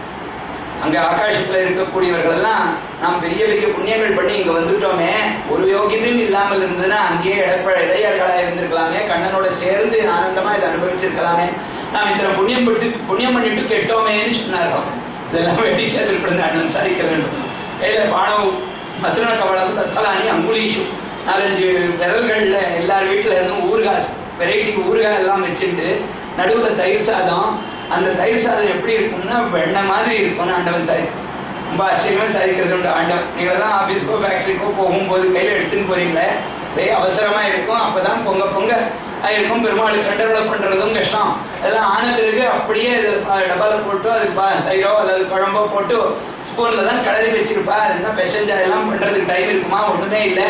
அதை எடுத்துட்டு போய் அங்க எல்லாம் தண்ணி எல்லாம் வெளியில கொட்டி போயிருக்கோம். அங்க குலுக்கியெல்லாம் அநியாயமா போயிருக்கோம். மிச்சத்துக்கு பார்த்து ஏதாவது அட்ஜஸ்ட் பண்ணி நீங்க சாப்பிடணும், உங்க சாப்பாடு மாதிரியா இருந்தது கண்ணனுடைய சாப்பாடு கேட்பேன், நீங்க சாப்பிடுற மாதிரியா இருக்கும் அப்படின்னு சரிப்பேன். எவ்வளவு பிரியமா கலந்து வெண்ணெய் மாதிரி கலந்து கொடுப்பாள். இந்த வெண்ணெய் மாதிரி கலந்து இருக்கிறத இஷ்டஜனங்களோட சேர்ந்து பெருமான் அனுபவிப்பன். யஜ்ஞ புக் பாலகேளிகின்னு அந்த யஜ்ஞ புக்குடைய பாலகேளி இருக்கே, அதையெல்லாம் ஆச்சரியமா அனுபவிப்பன். இந்த பிரியமானவர்கள் அவர்கள் கரம் பட்டிருந்ததுன்னா அதற்கு தனி ருச்சி இருக்கு, தனியான ருச்சி. அந்த ருச்சிக்காகவே அந்த வெண்ணெய் இந்த கோபிகாஸ்திரிகளுடைய கரம் பட்டது. அந்த கோபிகாஸ்திரிகள் யாருன்னா அனன்ய பாவத்தோட கிருஷ்ணனையே நினைத்திருந்தவர்கள். அவர்களுக்கு கிருஷ்ணனை தவிர வேற ஒண்ணுமே தெரியாது. விக்ரேது காமாக்கிற கோபகன்யா முராரி பாதார்பித சித்தவருத்தி தத்யாதிகம் மோகவசாத ஓச்சது கோவிந்த தாமோதர மாதவேதி அப்படின்னு அனுபவிக்கிறார். கோவிந்தா தாமோதரா மாதவா இந்த நாமங்களையே சொல்லிட்டு இருந்தாலும் வியாபாரத்துக்கு பால் மோர் தயிர் எல்லாம் விற்கிறதுக்காக வந்தவள் பால் வேணுமா தயிர் வேணுமான்னு கேட்டா யாராவது அபேட்சை இருக்கக்கூடியவா பெற்றுக்கொள்வா. இவளுக்கு அந்த தயிரை காட்டிலும் அதிகமான ஈடுபாடு கண்ணனத்துல இருக்கு. தத்யாதிகம் மோகவசாத கோச்சது கோவிந்த தாமோதர மாதவே. கோவிந்தன் வேணுமா தாமோதரன் வேணுமா மாதவன் வேணுமான்னு கேட்டாலாம். அப்படி மனச பரிபூர்ணமா கிருஷ்ணனிடத்திலேயே லயிக்கும்படியா பண்ணினவர்கள்னா அவர்களிடத்துல எம்பெருமானிக்கு அவ்வளவு பிரேமம் இருக்கும். பிரியோகி ஞானினோத்தியர்த்தம் அகம்சத மம பிரியான்னு கீதையில சொன்னானோ. அப்படி இருக்கிறதுனால அந்த கோபிகா ஸ்திரீகளுடைய கரம் பட்ட வெண்ணெய் அதை சாப்பிடணுங்கிறதுக்காகவே கிருஷ்ணாவதாரம் பண்ணான்னு நம்மாழ்வார். அந்த கோபிகாஸ்திரிகளுடைய இந்த சுத்தமான ஹிருதயத்தை ரொம்ப ஆச்சரியமா அனுபவிக்கிறாள். ஒரு தடவை கண்ணன் இவர்களுடைய ஹிருதயம் எவ்வளவு சுத்தமானது, இவர்களுக்கு எவ்வளவு ஈடுபாடு இருக்குங்கிறத பிரகாசப்படுத்தணும்னு திருவுள்ளம் பத்தினானா. ரொம்ப அதிகமா தலைவலி வந்த மாதிரி எம்பெருமான் சொல்லிக்கொண்டு தலைவலி ரொம்ப அந்த மாதிரி தலைவலியும் வரவழைச்சுட்டு ரொம்ப கஷ்டமா இருக்கு, ஒரு பெரிய கடப்பாறை எடுத்து அடிச்ச மாதிரி இருக்கு, ரொம்ப கஷ்டமா இருக்கு அப்படின்னு தாங்கவே முடியாத தலைவலின்னு சொன்னான். சொன்ன பிறகு இதுக்கு என்ன பரிகாரம்னு எல்லாரையும் பார்த்தா நான் கேட்டா எந்த மருந்தும் வேலை செய்யல, எதுவும் ஆகாத போது கண்ணனே சொன்னாராம் இதுக்கு ஒரே ஒரு பரிகாரம் இருக்கு. என்னன்னா அனன்ய பாவத்தோட கிருஷ்ணனை பஜிக்கக்கூடியவர்கள், என்னை யார் பஜிக்கக்கூடியவர்களோ அவர்களுடைய பாத ரேணும், அவர்களுடைய பாதத்தில் இருக்கக்கூடிய தூளியை கொண்டு வந்து தடவினதேனா அப்போது இந்த தலைவலி நீங்கும் அப்படின்னு சொன்னார். இப்போ சனக சனந்த நாரதாதிகள் எல்லாருமே அவர்கள் ஒதுங்கினார். நாமோ ரொம்ப நீச்சர்கள், நம்முடைய பாத தூளியை கண்ணனுக்கு கொடுக்கறதா, கண்ணன் சர்வோத்தமனாச்சே, அவன் புருஷோத்தமனாச்சே, அவனுக்கு போய் இதை கொடுக்கறத நம்மளால கொடுக்க முடியாது, நாம அபச்சாரப்பட முடியாதுன்னு அவங்க எல்லாம் ஒதுங்கினார்களாம். அவர்கள் அத்தனை பேரும் ஒதுங்கின போது இந்த கோபிகாஸ்திரிகள் மட்டும் எல்லாம் அந்த இதுல சேரெல்லாம் எடுத்துட்டு அந்த பாத தூளி எல்லாம் பண்ணிட்டு சித்தப்படுத்திட்டு இந்த காலெல்லாம் அதுல வச்சுட்டு அந்த தூளியை போன்றதை கொண்டு வந்து கொடுத்தாலும் கண்ணனுக்கு முதல்ல தலைவலி குணமானா போறோம், நமக்கு எந்த நரகம் வந்தாலும் நாம் போறதுக்கு சித்தமா இருக்கும், எப்பேரோட நரகம் நமக்கு வந்தாலும் பரவாயில்லை, கண்ணனுக்கு முதல்ல தலைவலியிலிருந்து விடுதலை கிடைக்கணும்னு கொடுத்தாலும். அப்ப தெரிஞ்சது உண்மையான பக்தர்கள் யாரு. அப்படிப்பட்ட அந்த கோபி ஜனங்களோட கலந்திருக்கிறதையே பரம பிரயோஜனம்னு இறங்கி வந்தான் எம்பெருமான். பிருந்தாவனச்சரம் பல்லவீஜன வல்லபம், பல்லவீஜன வல்லபம் அப்படின்னு தேசிகன் அடுத்தபடியா சாதிச்சார். ஜெயந்தி வல்லபம், ஜெயந்தி சம்பவம், ஜெயந்தி அஷ்டமி ரோகிணி சயோகத்துல அவதாரம் பண்ணினார் அப்படின்னார். வைஜெயந்தி விபூஷணம், வைஜெயந்தி மாலையால அலங்கரிக்கப்பட்டான். ஆறுதல் இந்த மாதிரி சாதிக்கிறது தேசிகன். ஜெயந்தியில அவதாரம் பண்ணினான், அதுதான் முதல்ல நடந்தது. அதுக்கப்புறமா பிருந்தாவனத்துல சஞ்சாரம், கோபி ஜனங்களுக்கு வல்லபனானது, மனமாலையை சாத்தி கொண்டது. இப்படி ஆர்டர் சரியா போடாம தேசிகன் இந்த மாதிரி வித்தியாசமா போட்டிருக்காருன்னு தோணும் சில பேர். ஏன்னா இது முதல்ல பிருந்தாவன சரம் அப்படின்னு சொன்னாரு, பிருந்தாவனத்துல சஞ்சாரம் பண்ணினது எத்தனையோ வருஷங்கள் ஆன பிறகுதானே, அவதாரத்தை முதல்ல சொல்ல வேண்டாமா, ஜெயந்தி சம்பவம் முதல்ல சொல்ல வேண்டாமா அப்படின்னு கேட்டா அதுக்கு ரொம்ப அழகா நம்ம ஆச்சாரியர் பதில் சாதிப்பார். சுவாமிக்கு அவதாரத்துக்கு முன்னாடி அவதாரத்துக்கு எது காரணமா இருந்ததுன்னா எல்லோரையும் காப்பாத்தி ஆகணும், கூட்டம் கூட்டமா அத்தனை பேரையும் ரட்சணம் பண்ணி ஆகணும், அவர்களுக்கு சுலபமான வழி சரணாகதி அப்படிங்கிறத எடுத்து சொல்லி எல்லோரையும் தன்னோட அழைச்சிட்டு போகணும், அத்தனை பேரும் சரணாகதி அனுஷ்டித்து தன்னோட அழைச்சிட்டு போகணுங்கிற எண்ணம் முதல்ல உதித்தது. அந்த எண்ணம் உதித்ததுக்கு அப்புறமா தான் எம்பெருமான் அவதாரம் பண்ணினார். அந்த எண்ணம் முதல்ல வந்ததுனால சுவாமி தேசிகன் அதே ஆர்டர்லயே சாதிச்சிருக்க. பிருந்த அவனச்சரம், கூட்டம் கூட்டமா அவனம் அப்படிங்கிற எண்ணம் முதல்ல பிறந்ததுனால அதற்கு பிரையாரிட்டி கொடுத்தார் சுவாமி தேசிகன். அதுதான் முதல்ல அந்த எண்ணம் முதல்ல வந்தது. அந்த எண்ணம் ஆன பிறகுதான் எம்பெருமான் அவதாரம் பண்ணினா. ஆகையால கிருஷ்ணனுடைய அவதாரத்துக்கு பிரதானமான உத்தேசம் சாது பரித்ராணனம், கூட்டம் கூட்டமா அத்தனை பேரையும் ரட்சணம் பண்றது. அறியாத இடைச்சியரும் அறியும் பண்ணம். சுவாமி தேசிகன் சாய்க்கிறார், அறியாத இடைச்சிகள், ஒண்ணுமே தெரியாது, இடது கைது வலது கைதுன்னு தெரியாத இடைப்பெண்கள். இடையர்கள் யாருன்னா அறிவொன்றும் இல்லாத ஐக்குலத்தினால் ஆண்ட, அறிவு தேடி பார்த்தாலும் கிடைக்காது. மழைக்கு கூட பள்ளிக்கூட வாசல்ல ஒதுங்கினது கிடையாதுன்னு சாதித்ததுண்டு ஆண்டவர். மழைக்காக எங்கேயாவது பள்ளிக்கூட வாசல்ல ஒதுங்கி இருந்ததுன்னா ஆனா அவன் தான் 2 அக்ஷரமாவது ஏதாவது அவ சொல்லி கொடுத்துட்டு இருப்பா, அது காதல பட்டிருக்கோம். மழைக்கு கூட பள்ளிக்கூட வாசலுக்கு ஒதுங்கினது வாசல்ல ஒதுங்கினதில்லை. அறிவுங்கிறது கொஞ்சம் கூட கிடையாது. 10 மாடுகளை மேய்ச்சிட்டு வருவானா ஒரு இடையன், ஒரு மாட்டுக்கு ஒரு படி கூலி, ஒரு படி அதற்காக கூலி கொடுக்கறது இருந்ததுன்னா 10 மாடை மேய்ச்சிட்டு வந்திருக்கேன், எனக்கு 10 படி கொடுங்கோ அப்படின்னு கேட்கறதுக்கு தெரியாது. இந்த சிம்பிள் மேத்தமேட்டிக்ஸ் தெரியாது. என்ன பண்ணுவானா, தொழுவுல இருந்து போவான், அங்க இருந்து கொண்டு வந்து கோஷ்டத்துல இருந்து எல்லா பசுக்களையும் வரிசையா நிறுத்தி வைப்பான். நிறுத்தி வச்சுட்டு இந்த வாளுக்கு ஒரு படி, இந்த வாளுக்கு ஒரு படி அப்படின்னு ஒவ்வொரு வாளுக்கு அடியில ஒவ்வொரு படி தானியத்தை கொட்டுங்கோன்னு சொல்லுவாங்க. எல்லாம் கொட்டினதுக்கு அப்புறமா இந்த பசு மாட்டை திரும்பவும் அங்க போய் கோஷ்டத்துல கட்டிட்டு மொத்த நெல்லையும் அள்ளிட்டு விட்டு போவான். அறிவு கொஞ்சம் கூட இல்லை. அந்த மாதிரி இருக்கக்கூடிய அறிவொன்றும் இல்லாதவர்கள், அறியாத இடைச்சிகள், அவர்களும் அறியும் வண்ணம் எம்பெருமான் அவதாரம் பண்ணினான்னா சொல்ல அந்த பராகாட்டை பகவானுக்கு இந்த சேத்தனர்களை காப்பாற்றுறதுல இருக்கக்கூடிய ஊத்தம் எப்பேற்பட்டது, எவ்வளவு ஆர்வம் இருக்குன்னு கிருஷ்ணாவதாரத்துல நன்னா தெரியாது. அவ்வளவு ஆர்வத்தோட எம்பெருமான் இங்க அவதாரம் பண்ணி உஜ்ஜீவனத்துக்கு இருக்கக்கூடிய சுலபமான உபாயத்தை வெளியிட்டு இதை தவிர வேற ஒரு வழியும் கிடையாதுன்னு ஸ்பஷ்டமா சொல்லி எப்பேற்பட்ட பிரபலமான பாவம் போன்றது இது கிடைஞ்சதா வந்தாலும் அத்தனை பாவங்களையும் போக்கக்கூடிய பொறுப்பு என்னது அப்படின்னு ஸ்பஷ்டப்படுத்தி சொன்ன போதிலும் கூட அதை உணர்ந்து சரணாகதி அனுஷ்டித்தவர்கள் ரொம்ப கம்மி தான். பகவானே சொன்ன அவஜானந்தி மாம் மூடாக மானுஷீம் தனுமாஸ்ரிதம் பரம்பாவம் அஜானந்தா மம பூத மகேஸ்வரம் மோகாஷா மோக கர்மாணக மோக ஜானாம் சேதசா. எல்லாம் அஜானத்தால் மோகம் கொண்டு என்ன ஆசிரியம் பண்ணல, என் திருவடிகளை பத்தல்லே அப்படின்னு சொன்ன. இவ்வளவெல்லாம் ஸ்பஷ்டப்படுத்தி சொன்ன போதிலும் ரிசல்ட் என்னன்னு பார்த்தா அதே ரிசல்ட் தான். ராமாவதாரத்துல எதுவோ கிருஷ்ணாவதாரத்துலயும் அவ்வளவுதான், ஒரு ஹேண்ட் ஃபுல் தான். அங்கேயும் தெரிஞ்சவர்கள் கொஞ்சம் பேர் தான் வந்து ஆச்சரியம் பண்ணினார்கள். பகவானுக்கு அந்த எண்ணம் மனசுல அப்படியே இருந்தது, எல்லாரையும் காப்பாத்தியாகணுமே, எல்லாரையும் காப்பாத்தியாகணுமே. இதுல ஏதோ கொஞ்சம் வித்தியாசம் நடந்திருக்கு, ஏதோ ஒரு தவறு ஆயிருக்கு, அந்த தவறுனால்தான் இந்த ஜனங்கள் புரிந்து கொள்ளல போல் இருக்கு. ஒவ்வொன்றும் நம்முடைய அனுபவம் உள்ள உத்தமர்களை அனுப்பி கொடுக்கலாம். எப்படிப்பட்ட பெருமைகள் இங்க உண்டுங்கிறத அவ அனுபவித்திருக்கா, அவர்களை அனுப்பி அவர்கள் மூலமான ஜனங்களை நல்ல வழிக்கு கொண்டு வரலாம்னு எம்பெருமான் திருவுள்ளம் பற்றினான். தன்னுடைய கைங்கரியத்திலேயே எப்போதும் ஈடுபட்டிருந்த மகான்கள் எல்லாம் தன்னுடைய ஆபரணங்கள், தன்னுடைய ஆயுதங்கள் எல்லாரையும் கூட இந்த பூமண்டலத்துல அவதரிக்கும்படியா எம்பெருமான் நியமிச்சான். ஸ்ரீ ஷடாரி நம்மாழ்வாரா எழுந்தருளினார். சர்வேஸ்வருடைய கௌசுபரத்னம் குலசேகராழ்வாரா அவதாரம் பண்ணினார். சர்வேஸ்வருடைய வாகனமான கருடாழ்வான் அவர் பெரியாழ்வாரா அவதாரம் பண்ணினார். திவ்ய மகிழ்ச்சியான பூமாதேவி ஆண்டாளாக அவதாரம் பண்ணினாள்.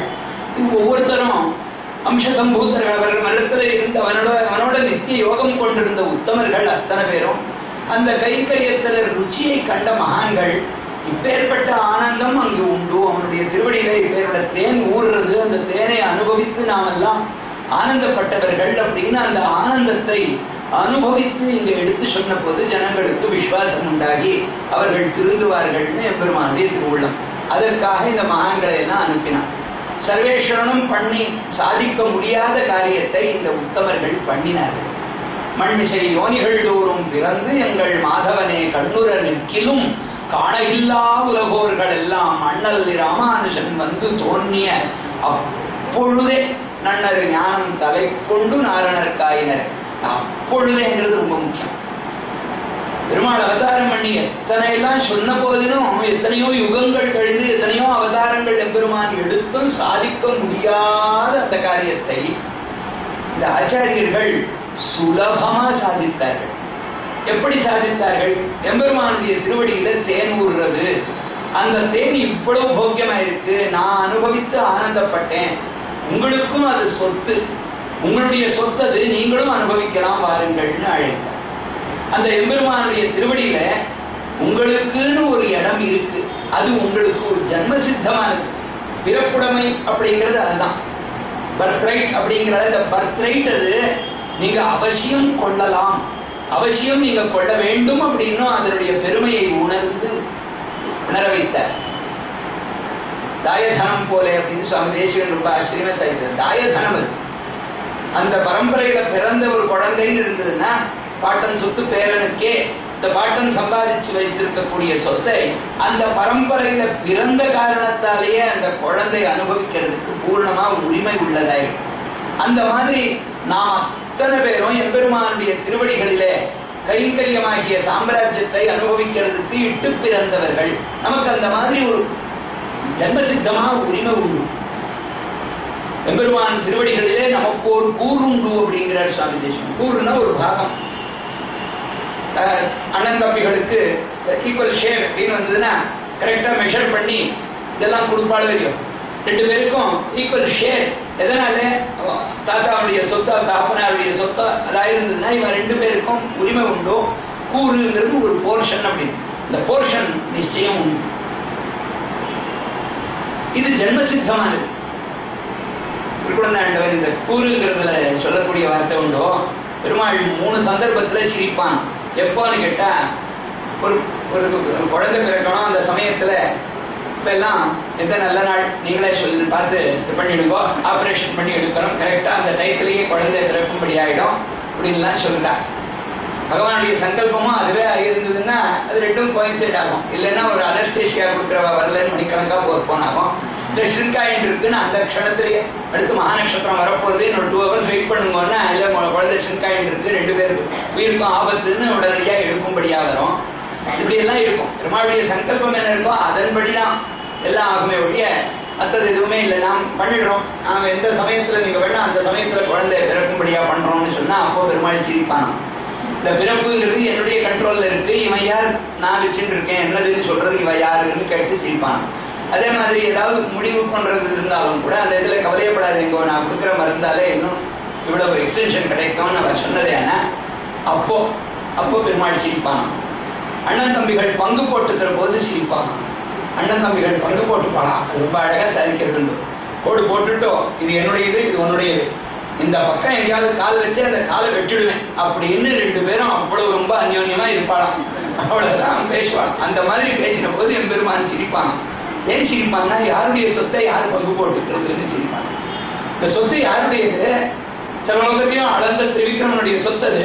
இந்த திரிவிக்ரமனுடைய சொத்தை இவ 2 பேர் பங்கு போட்டு என்னது ஒன்னதுன்னு சொல்லிட்டா நியாயமா இருப்பான். 3 சந்தர்ப்பத்துல சிரிப்பான் எம்பெருமான்னு சரிக்கிறது.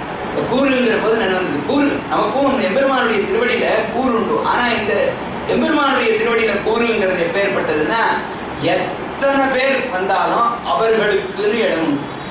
இத்தனை பேருக்கு மாத்திரம் அப்படின்னு இல்லை, அத்தனை மொத்த ஜீவராசிகளுக்கும் அங்க பரிபூர்ணமா உரிமை உண்டு. எம்பெருமான் திருவடிகளிலே நமக்கு ஒரு கூறுண்டு அப்படின்னு தேசிகன் சாய்க்கிறார். இந்த ஆச்சாரியர்கள் அந்த திருவடிகளை தங்களுக்குன்னு இருக்கக்கூடிய அந்த இடத்தை பூர்ணமா உணர்ந்து பிடித்தவர்கள் அதை மற்றவர்களுக்கும் தெரியப்படுத்தி உங்களுக்கும் அங்க இடம் இருக்கு வாருங்கள் அப்படின்னு சொன்னது. ஏன்னா அப்பதான் எல்லாருக்கும் விசுவாசம் உண்டாகும். ஒரு ரிட்டையர்மெண்ட் ஆனவர் அவருக்கு ஏதோ ஒரு ஸ்பெஷல் இது இந்த டைத்துல ஒரு இது வந்ததுன்னு சொன்னா மற்ற பென்ஷனர்களுக்கெல்லாம் சொல்லுவா, அவ உடனடியா போவாளு. இது எல்லாருக்குமே பொதுவா கிடைக்கக்கூடியது, நீங்களும் ட்ரை பண்ணுங்க, உங்களுக்கும் நீங்களும் அப்ளை பண்ணிக்கோங்க கிடைக்கும் அப்படின்னு சொன்னது. ஏன்னா உடனடியா போவாளு. அந்த மாதிரி இந்த ஆச்சாரியர்கள் எம்பெருமான் திருவடிகளில எனக்கு இடம் கிடைச்சது, அந்த ஐஸ்வர்யத்தை அனுபவித்து நான் ஆனந்தத்தை அனுபவிச்சுட்டு இருக்கேன், அந்த ஐஸ்வர்யத்தை பெற்றுக்கொண்டு ஆனந்தத்தை அனுபவிச்சுட்டு இருக்கேன். இதே மாதிரி ஐஸ்வர்யம் உங்களுக்கும் ஜென்ம சித்தமானது, நீங்களும் பெறலாம்னு சொல்லி அதுக்கு என்ன பண்ணணும்னா அந்த திருவடிகளில அனன்ய பாவத்தோட எல்லாத்தையும் ஒப்படைக்கணும்னு தெரியப்படும். காணகில்லா உலகோர்கள் கண்ணெதிரிலேயே வந்து சர்வேஸ்வரன் அநேகம் பிறவிகளை எடுத்தான். மண்மிசை யோனிகள் தோறும் பிறந்து இந்த யோனியில தான் பிறக்கலாம்னு ஒரு வியவஸ்தை வச்சு கொள்ளல. மீனாக பிறந்தான், ஆமையாக பிறந்தான், வராகனாக பிறந்தான், எத்தனை பிறவிகள், 1 2 யாருமே ஆசைப்படாத அந்த பிறவிகள் எல்லாம் மத்ஸ்யம் துர்கந்தத்தோடு கூடியது யாருதான் ஆசைப்படுவார்? வராகம் சேர்லையே இருக்கக்கூடியது யாரும் விரும்பாத அந்த உருவம். அப்பேற்பட்ட பிறவிகள் எல்லாம் அப்பேற்பட்ட யோனிகள் எல்லாம் எம்பெருமான் அவதாரம் பண்ணினான். உயிர் அளிப்பான் என்னென்ன யோனியுமாய் பிறந்தாய் இமையோர் தலைவானர் ஆழ்வார். சமஸ்த ஜீவராசிகளையும் காப்பாற்றுறதுக்காக எம்பெருமான் அவதாரம் என்னென்ன யோனியுமாய் உயிர் அளிப்பான் என்னென்ன யோனியுமாய் பிறந்தாய் அப்படின்னா நம்மாழ்வார். அப்படி அத்தனை யோனிகளையும் மண்மிசை யோனிகள் தோறும் பிறந்து எங்கள் மாதவனே கண்டுர நிற்கிறோம். அப்படி அவதாரம் பண்ணின அந்த சர்வேஸ்வரன், லட்சுமிபதியான சர்வேஸ்வரன் கண்ணுற நிற்கிறோம். அவர்கள் கண்ணுக்கே விஷயமாகும்படியா எதிரிலேயே வந்து நின்ற போதிலும் காணகில்லா உலகோர்கள், அவனுடைய திருவுள்ளத்துல இருக்கக்கூடியது நம்முடைய ஜீவனம்தான் அப்படிங்கிறத காணாமல் போன ஜனங்கள் எப்போது அதை உணர்ந்தார்கள்னா, அண்ணல் ராமானுஜன் வந்து தோன்றிய அப்பொழுதே. காணகில்லா உலகோர்கள் எல்லாம் அண்ணல் ராமானுஜன் வந்து தோன்றிய அப்பொழுதே பகவத் ராமானுஜர் அவதாரம் பண்ணினார். அவதாரம் பண்ணின அந்த க்ஷணத்திலேயே உணர்ந்தார்களாம் பகவானுடைய அவதாரத்துக்கு உத்தேசம் நம்மை காப்பாற்றுவதுதான். அப்போ நாம் ஏமாந்து போனோம், இப்போவாவது அதை பயன்படுத்திக் கொள்ளணும், இப்போவாவது நம்முடைய ஜென்மசித்தமான அந்த உரிமையை பெறணும்னு சொல்லி அப்பொழுதே ராமானுஜர் அவதாரம் பண்ணி அவர் நல்ல விஷயத்தை எடுத்து சொன்ன உடனே எம்பெருமானுடைய திருவடிகளை பெறுவதற்கு என்ன வழிங்கிறதை காட்டி கொடுத்த உடனேயே அதை அனுஷ்டான பரியந்தமாக்கி கொண்டார்கள். அப்பொழுதே நன்னரு ஞானம் தலை கொண்டு உத்தமமான அந்த ஞானத்தை ஒத்துக்கொண்டு அதை அனுஷ்டான பரியந்தம் தலை கொள்வதுன்னா அது கேட்டதுன்னா கேட்டபடி நடக்கிறது. கேட்டதுக்கு அடையாளம் கேட்டபடி நடந்ததே ஆனால் கேட்டிருக்குன்னு அர்த்தம். கேட்டது அப்படின்னு சொல்றதுக்கு அதன்படி அனுஷ்டானம் இருந்தால்தான் கேட்டதுக்கு மதிப்பு. 18 அத்தியாயங்கள் கீதையில எம்பெருமான் எல்லாத்தையும் சொன்னார். அத்தனையும் கேட்டான் அர்ஜுனன். அவனும் செவிடன் இல்லை. அர்ஜுனனுக்கு நல்லா காது கேட்கிறது, எல்லாத்தையும் கேட்டான். கடைசியில எம்பெருமான் சொன்னார், மச்சித்தா சர்வதுர்காணி மத் பிரசாதாத்து தரிஷ்யசி அசச்சேத்வம் அகங்காரான் நச்சோஷ்யசி வினங்ஷசி. என்னிடத்துல பக்தி உள்ளவன் விசேஷமா மச்சித்தா சர்வதுர்காணி மத் பிரசாதாத்து தரிஷ்யசி, எல்லா கஷ்டங்கள்ல இருந்தும் விடுபடுவான், என்னுடைய அனுகிரகத்தால் விடுபடுவான். அந்த மாதிரி நீ என்னிடத்திலேயே மனசு வச்சு உன்னுடைய கஷ்டங்களை எல்லாம் போக்கிக் கொள்றதுக்கு அவகாசம் இருக்கு, சுலபமா நீ போக்கிக் கொள்ளலாம். அந்த எண்ணம் வராமல் இவன் யார் சொல்றதுக்கு, நான் ஏன் கேட்கணும் அப்படின்னு அகங்காரத்தால என்ன இருந்தாலும் மாமா பிள்ளை அத்தை பிள்ளை அத்தான் அம்மான்னு கேட்டேன், நம்மோட பழகினவன் சாதாரண இடையன், இவன் பேச்ச நான் என்ன கேட்கறது அப்படின்னு நீ ஒரு வேளை கேட்காமல் போனதேனால் நஸ்ரோஷ்யசி பதம் இருக்கிறது. நஸ்ரோஷ்யசி கேட்கலன்னா அப்படின்னு அதுக்கு டிக்ஷனரி மீனிங். ஆனா கேட்டபடி நடக்கலைங்கிறது தான் மீனிங். ஆக்சுவலா என்னுடைய வார்த்தைகளை கேட்டு சரணாகதி பண்ணாமல் போனதே ஆனால் அப்படிங்கிறது அது தாற்பயம். நஸ்ரோஷ்யசி வினங்ஷசி நாசமடைவே அப்படின்னு சொன்னான் பெருமாள். கேட்கலன்னா நாசமடைவேன்னா கேட்டபடி நடக்கலன்னா நாசமடைவேன்னு தாற்பயம். ஸ்ரீமத் ராமாயணத்துல ரொம்ப அழகான ஒரு சன்னிவேஷம். சக்கரவர்த்தி திருமகனை சக்கரவர்த்தி திருமகன் காட்டுக்கு எழுந்துடும் போது சுமந்திரன் சாரட்சியம் பண்ணிட்டு இருக்கார். இப்ப தசரத சக்கரவர்த்தி சுமந்திரனுக்கு முதலையே சொல்லி வச்சிருக்க, என்னுடைய கண்மணியான சக்கரவர்த்தி திருமகனை என் கண்ணுக்கு எவ்வளவு தூரம் எட்டுமோ அவ்வளவு தூரம் பார்த்துட்டே இருக்கணும். அதனால ரசத்தை நிதானமா செலுத்தின்றது, நிதானமா ரசத்தை செலுத்தின்றது தான் கடைசி ஆப்பர்ச்சுனிட்டி. எனக்கு எவ்வளவு சாத்தியமோ அவ்வளவாவது நான் அனுபவிக்கணும்னு ஆசைப்படுறேன், அதனால நிதானமா ரசத்தை செலுத்துன்னு சாதிச்சார். சக்கரவர்த்தி திருமகன் அங்க நிரம்பி இருக்கக்கூடிய ஜனங்களை பார்த்தார். அவர்களுக்கோ எம்பெருமானை பிரியறது ரொம்ப கஷ்டமா இருக்கு, ரொம்ப ரொம்ப வேதனை அவர்களுக்கு. அவ்வளவு நல்ல கல்யாண குணங்கள் பகவான் இடத்துல இருக்கிறதுனால இந்த குணசாலியை பிரியறது ரொம்ப கஷ்டமா இருக்கு அந்த ஜனங்களுக்கு. அவர்கள் சுமந்திரனை அவர்கள் வேதனைப்பட்டு இருக்கா, கண்ணும் கண்ணீருமா நிற்கிறார். பகவானுக்கு அந்த வேதனையை பார்த்து சகிக்க முடியல. நிதானமா போயிட்டு இருந்தா இன்னும் நிறைய நாளி இந்த வேதனையை பார்த்துட்டு இருக்கணுமே அப்படின்னு சொல்லி சுமந்திரனை பார்த்து வேகமா ரதத்தை செலுத்துதோம். இந்த துக்கத்தை என்னால் அவர்கள் படக்கூடிய துக்கத்தை என்னால் பார்க்க முடியலைன்னு சாதிக்கிறார். அப்போ சுமந்திரன் ஒரு வார்த்தை சாதிக்கிறார், ராஜாவுடைய நியமனம், மகாராஜா இந்த மாதிரி நியமனம் பண்ணியிருக்க, சக்கரவர்த்தியினுடைய நியமனம் இது, நிதானமா செலுத்து அப்படின்னு நியமனம். தேவளை நான் காட்டுல விட்டுட்டு நாளை தினம் சக்கரவர்த்தியின் இடத்துலதான் கைங்கரியத்துக்கு கைகட்டி நிக்கணும். இப்பொழுது தேவள் வேகமா போ அப்படின்னு நியமிச்சுட்டு இருக்கு. ராஜாவுடைய நியமனத்தை நான் உல்லங்கனம் பண்ணி வேகமா போனது ஏன்னா நாளைக்கு ராஜாவுக்கு என்ன பதில் சொல்றது? நான் தான் சொல்லியிருந்தேனே நிதானமா போனேன், ஏன் வேகமா போனேன் அப்படின்னு அவர் கேட்பார். என்ன பதில் சொல்லணும் அப்படின்னு சுமந்திரர் சக்கரவர்த்தி திருமணை கேட்கிறார். சக்கரவர்த்தி திருமணம் போது பதில் சாதிக்கிறார், கேட்கல்லேன்னு சொல்லிடு, கேட்கல்லேன்னு சொல்லு அப்படின்னு சாதிப்பார்.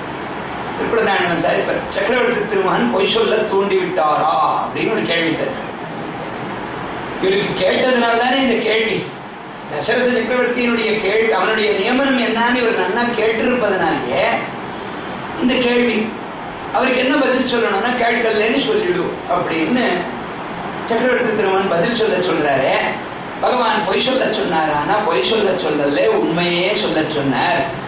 என்ன உண்மைன்னா, நீர் சொன்னபடி நான் நடக்கல, நிதானமா போன்னு நீர் நியமிச்சு நான் நிதானமா போகல அப்படிங்கிற அதுதான் உண்மை. உண்மையைத்தான் பொய் சொல்ல சொன்னார் சக்கரவர்த்தி திருமகன், பொய் சொல்ல சொல்லல. கேட்டதுன்னு கேட்டபடி நடந்தது ஆனால்தான் கேட்டதுக்கு பிரயோஜனம். ஸ்ரோஷ்யசி வினங்ஷசின்னு பெருமாள் சொல்றானே, கேட்டபடி நடக்கலன்னா நாசம் அப்படின்னு அது தாற்பயம். பகவான் வந்து சாதிக்க முடியாத அந்த காரியத்தை பகவத் ராமானுஜர் வந்து அப்பொழுதே நன்னறி ஞானம் தலை கொண்டு பகவத் ராமானுஜர் தெரியப்படுத்தினார். அதை புரிந்து கொண்டார்கள். புரிந்து கொண்ட அத்தனை ஜீவராசிகளும் கூட சரணாகதியை அனுஷ்டித்து முக்தியை பெற்றார்கள். மொத்தமா அத்தனை பேருக்கும் மோட்சம் கிடைச்சது. பகவானுடைய இஷ்டார்த்தம் நடந்தது. நன்னர் ஞானம் தலை கொண்டு நாரணனுக்கு ஆயினரே அப்படின்னு திருவரங்க தமுதனார் ராமானுஜருடைய பெருமையை 106 ரொம்ப ஆச்சரியமா சாதிக்கிறார். இப்படிப்பட்ட அந்த கைங்கரிய ஸ்ரீல ஈடுபாடு கொண்டோ இதுதான் உத்தமமான அந்த ஐஸ்வர்யம் அப்படிங்கிறதை எடுத்து சொல்லி அந்த ஐஸ்வர்யம் உங்களுக்கும் நிச்சயம் சித்திக்கக்கூடியதுதான் அப்படின்னு தெரியப்படுத்தின போது ஜனங்களுக்கு விசுவாசம் உண்டாச்சு. இவருடைய அவதாரத்துக்கு பிரதான உத்தேசம் அதுதான். அது அமுதனார் ரொம்ப அழகா சாதிச்சார். பிறவியிலேயே இந்த மாதிரி பெருமைகள் எல்லாம் தெரிய வந்ததுனால ஸ்ரீசைல பூர்ணரும் கூட ராமானுஜா அப்பேருடைய கைங்கரிய ஸ்ரீக்கு அதிபதியானவரேன்னு சம்போதம், அவருக்கு கைங்கரிய ஸ்ரீக்கு அதிபதி அப்படிங்கிற அந்த ஒரு பெருமைகள் எல்லாம் புலம்பும்படியான திருநாமத்தையே சூட்டினார். சோழ உபநயனம் வேதாந்த அத்தியனம் போன்றதெல்லாம் காலக்கிரமத்துல நல்லபடியா நடந்தது. நடந்தபோது பால்யத்திலிருந்தே இவருக்கு சத்சங்கத்துல ரொம்ப விசேஷமான ஈடுபாடு. சஜ்ஜனர்களோட எப்போதும் கலந்திருக்கணும், சதா சத்காலக்ஷேபத்துல ஆசக்தி இருந்தது. பக்தர்களோடும் சாத்விகர்களோடையும் தார்மிகர்களோடையும் இருக்கும்போது அபாரமான சந்தோஷத்தை அனுபவிக்கும். அந்த மகான்களோட கூடியிருந்ததே ஆனால் அதுவே பெரிய பரம பிரயோஜனம் அப்படின்னு நினைச்சு அவர்களோட எப்போதும் கலந்திருப்பார். இதோட அபூர்வமான புத்தி சக்தியும் அனிர்வச்சனீயமான பகவத் பிரேமமும் பகவானுடைய அனுகிரகமா கிடைச்சது. இதெல்லாம் அவன் கொடுத்தால்தான் முடியும், பகவான் கொடுக்கறதுதான். நிரந்தரம் நினைப்பதாக நீ நினைக்க வேண்டுமே அப்படின்னு ஆழ்வார் சாதிக்கிறார். பரந்த சிந்தை ஒன்னி நின்று நின்ன பாதவங்கையும் நிரந்தரம் நினைப்பதாக நீ நினைக்க வேண்டும்னு திருமஷி ஆழ்வார் சாதிக்கிறார். பகவத் ராமானுஜருக்கு இப்பேற்பட்ட ஐஸ்வர்யங்கள் நல்ல உத்தவர்களோட கலந்திருக்கக்கூடிய ஒரு பாக்கியம், கலந்திருக்கிறதைய பாக்கியம் நினைக்கிறதும் சத்காலக்ஷேபத்தில் ஆசக்தி கொண்டதும் அனிர்வச்சனீயமான பகவத் பிரேமமும் அத்தியபூர்வமான ஒரு புத்திசக்தி, அபூர்வமான ஒரு புத்திசக்தி. இதோட நிஷ்கபடமான வர்த்தனம், நிஷ்கபடம் மனசுல என்ன இருக்கோ அதன்படி பேச்சு அதன்படி செயல் மூணும் ஏகமுகமா இருக்கிற போது காப்பட்டியம் அப்படிங்கிறதே இருக்காது. நிஷ்கபடமான வர்த்தனம், எல்லாரிடத்திலையும் கௌரவ புத்தி, பகவானிடத்துல ஈடுபட்டவர் அப்படின்னு இருந்துட்டா அவர்களை சாட்சாத் பகவானாகவே பார்க்கக்கூடிய நல்ல எண்ணம். சுவாமி தேசிகன் சாதிக்கிறார், நிந்தனுக்கு நிகர் நின்னடி அடைவார். பகவானுக்கு நிகர் யாருன்னா அவன் திருவடிகளை அடையக்கூடிய பக்தர்கள், அவனுடைய அந்தரங்க பக்தர்கள், அவனை போலேயே உபாசியர்கள். நிந்தனுக்கு நிகர் நின்னடி அடைவார். வைஷ்ணவோ வைஷ்ணவம் திருஷ்டா தண்டவத்ரணமே புவி அப்படிங்கிறது ஆச்சரணத்துல வந்தது. அந்த காரணத்தால் ஒரு விஷ்ணு பக்தனை இன்னொரு விஷ்ணு பக்தன் பார்த்ததையான தடி கீழே விழுற மாதிரி உடனடியா சாட்சாத் பரஞ்சோதி நமக்கு இந்த ரூபத்துல சேவை சாதிச்சுட்டு இருக்காருன்னு நமஸ்காரங்கள் பண்ணினதே ஆனால் அவன் ஸ்ரீ வைஷ்ணவன், அவன் தான் உத்தம ஸ்ரீ வைஷ்ணவன். அடியன் ராமானுஜதாசன் அடியன் நாராயணதாசன் அப்படின்னு சொல்லிக்கொண்டு பரஸ்பரம் வணங்குவார்கள். அவர்களுக்கும் அதே எண்ணம் இருக்கிறதுனால இவரை அவர்கள் வணங்கின போது வயசு தாரதமியம் போன்றதோ ஞானத்திலேயோ மற்றதிலேயோ வித்தியாசங்கள் இருந்தாலும் அதெல்லாம் கணக்கு வராது. சாட்சாத் பரஞ்சோதியாகவே அவர்களை பார்க்கறதுனால பகவானுக்கு நிகர் அவன் திருவடிகளை அடையக்கூடிய பக்தர்கள் அப்படின்னு இருக்கிறதுனால எல்லாரிடத்திலையும் கௌரவ புத்தி, சன்மார்க்கத்துல விசாரப்படும். இல்ல அந்த எதை பத்தி விசாரம் பண்றதுனால அந்த விசாரம் சன்மார்க்கமாயிருக்கும். நல்ல விஷயத்திலேயே சிந்தனம், பவித்திரமான ஒரு சீலம், நல்ல உத்தமமான இந்த குணம், சீலகுணம், இந்த சீலகுணத்தோட கூடியவர். இதெல்லாமே ஆச்சாரிய பீடத்தை அலங்கரிக்கிறதுக்கு வேண்டிய பரிபூர்ண லட்சணங்கள். இந்த லட்சணங்கள் எல்லாம் பகவத் ராமானுஜத்துல பால்யத்திலேயே இருந்தது. பால்யத்திலேயே இத்தனை லட்சணங்களும் இவருக்கு இருந்தது. இவர் 16வது வயசுல பெரியவர்களுடைய ஆதேசத்தின்படியா கிரஸ்தாஷ்டிரமத்தை ஸ்வீகாரம் பண்ணினார்.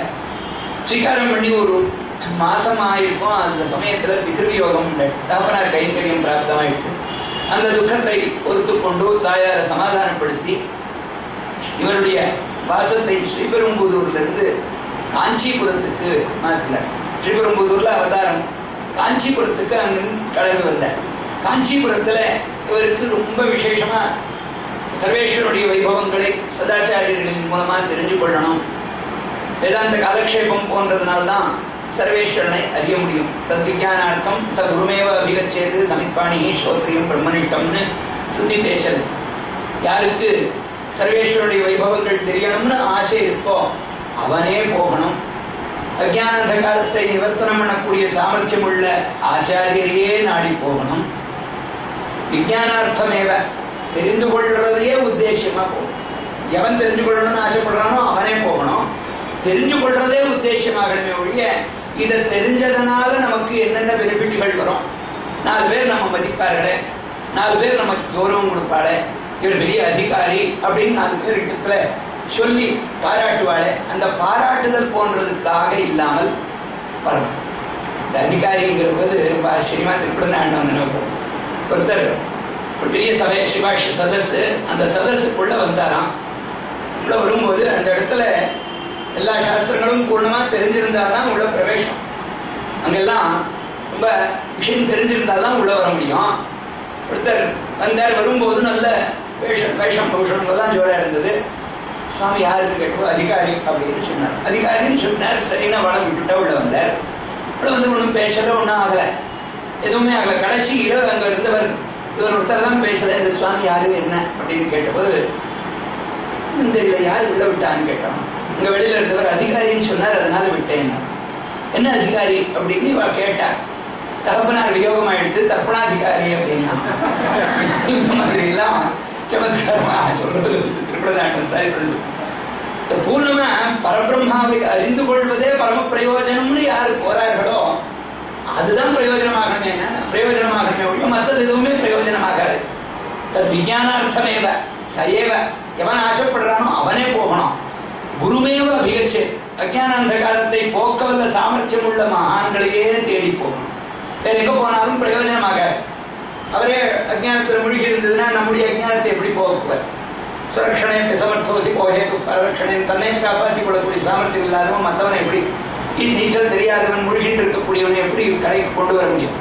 இந்த மாதிரி குரு யாரோ, அஜ்ஞானாந்த காலத்திலிருந்து விடுபட்டவர் யாரோ அவரையே போய் ஆசிரியக்கணும். சயேவ, அவனே போகணும்னு சொல்லி, அவரே போனால்தான் பூர்ணமான பிரயோஜனம். திருக்குறள் ரொம்ப ஆச்சரியமா சாதிக்கிறது உண்டோ. பக்கத்துல திருப்பா உபன்யாசம் பண்ணிருக்காரு, ரொம்ப போக்கியமா இருக்கு. அது பல சாஸ்திரார்த்தங்களையும் ரொம்ப அழகா தெளிவா தெரியப்படுத்துறாரு. ஆண்டாவுடைய திருவுள்ளத்துல என்னென்ன அர்த்தங்கள் இருக்கோ அது எல்லாத்தையும் ரொம்ப நல்லா காட்டி சொல்லிட்டு இருக்காரு. எனக்குதான் சமயமாகல, போக முடியல அப்படின்னு ரொம்ப வருத்தத்தோட இருந்தாராம். பக்கத்துல ஒரு டிபார்ட்மெண்டல் ஸ்டோர் நடத்திட்டு இருந்தார். அதுல நிறைய பீக் டைம், அது 6:30 to 8 அப்பதான் நிறைய வியாபாரமாகும். அந்த சமயத்துல இவரால் போய் அந்த உபன்யாசத்துல என்ன சொல்றாரோ அதை கேட்டு தெரிஞ்சு கொள்ள முடியல. இதுலயும் ஆசை, கொழுக்கும் ஆசை, மீசைக்கும் ஆசைங்கிற மாதிரி நல்லதையும் தெரிஞ்சு கொள்ளணும்னு ஆசை. அதே சமயத்துல இதுல வரக்கூடிய வியாபாரத்துல வரக்கூடிய லாபத்தை விடக்கூடாதுன்னு அதுலயும் ஈடுபாடு இருந்தது. வேலைக்கு ஒருத்தர் இருந்தார். இந்த வேலைக்காரருக்கு நியமிச்சார். இவங்க போய் பார்த்துட்டு வரோம், அதை கேட்டுட்டு வரோம். ராத்திரி 10 மணிக்கு மேல நான் ஃப்ரீயா இருப்பேன். சாப்பாடும் ஆனதுக்கு அப்புறமா அவர் என்ன சாதிச்சாரோ அத்தனையும் மொத்தமா எனக்கு நீங்க சொல்லணும். சொன்னது ஏன்னா அதை கேட்டு நான் சந்தோஷப்படுவேன். இதுவும் கிடைச்ச மாதிரி இருக்கும், அதுவும் கிடைச்ச மாதிரி ஆகும்னு ஆசைப்பட்டார். அவரும் அங்க இடத்துல வேலை பண்றதுனால இந்த முதலாளி என்ன வேலை கொடுத்தாலும் அந்த வேலை பண்ணி ஆகணும். கன்னடாவில் சொல்லுவா, சம்பளா கூட தனி தனி கம்பா சுத்துங்கிற சுத்து வைக்கும். வேலை சம்பளம் கொடுக்கக்கூடியவன் ஒரு வேலையும் இல்லை அப்படின்னு சொன்ன போதும் ஒரு தூணை சுத்தின்னு இருக்குன்னு சொல்லுவானா, அந்த தூணை சுத்தின்னு இருக்கணும். அவனுக்கு சந்தோஷத்தை உண்டு பண்ண வேண்டியது அவன் கடமை.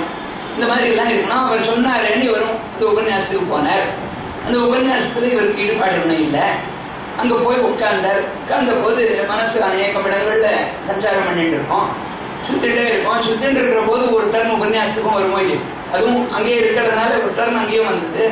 அந்த சமயத்துல உபன்யாசகர் வெத்திரேக திருஷ்டாந்தம் ஏதாவது சொல்லிட்டு இப்படி இருக்கக்கூடாதுன்னு சொல்லி இருந்ததுன்னா அந்த திருஷ்டாந்தம் மாத்திரம் கேட்டிருந்தாருன்னு வச்சுக்கோங்க. இந்த கான்டெக்ட் தெரியலைன்னா ஒன்றும் பிரயோஜனத்துக்கு வராது. இப்படி ஐயோ 1 or 2 தான் அங்க கிரகிச்சிருப்பார். அதை மறக்காமல் போய் வீட்டுல 10 மணில இவர் தூங்காமல் சொல்லணும், அவர் தூங்காம கேட்டு கிரகிக்கணும். இந்த மாதிரி எல்லாம் இருந்த போது எவ்வளவு கிடைக்கும்? இந்த 1.5 மணி நேர சாவகாசத்துல இவர் கிரகிச்சதே ரொம்ப சொல்பம்.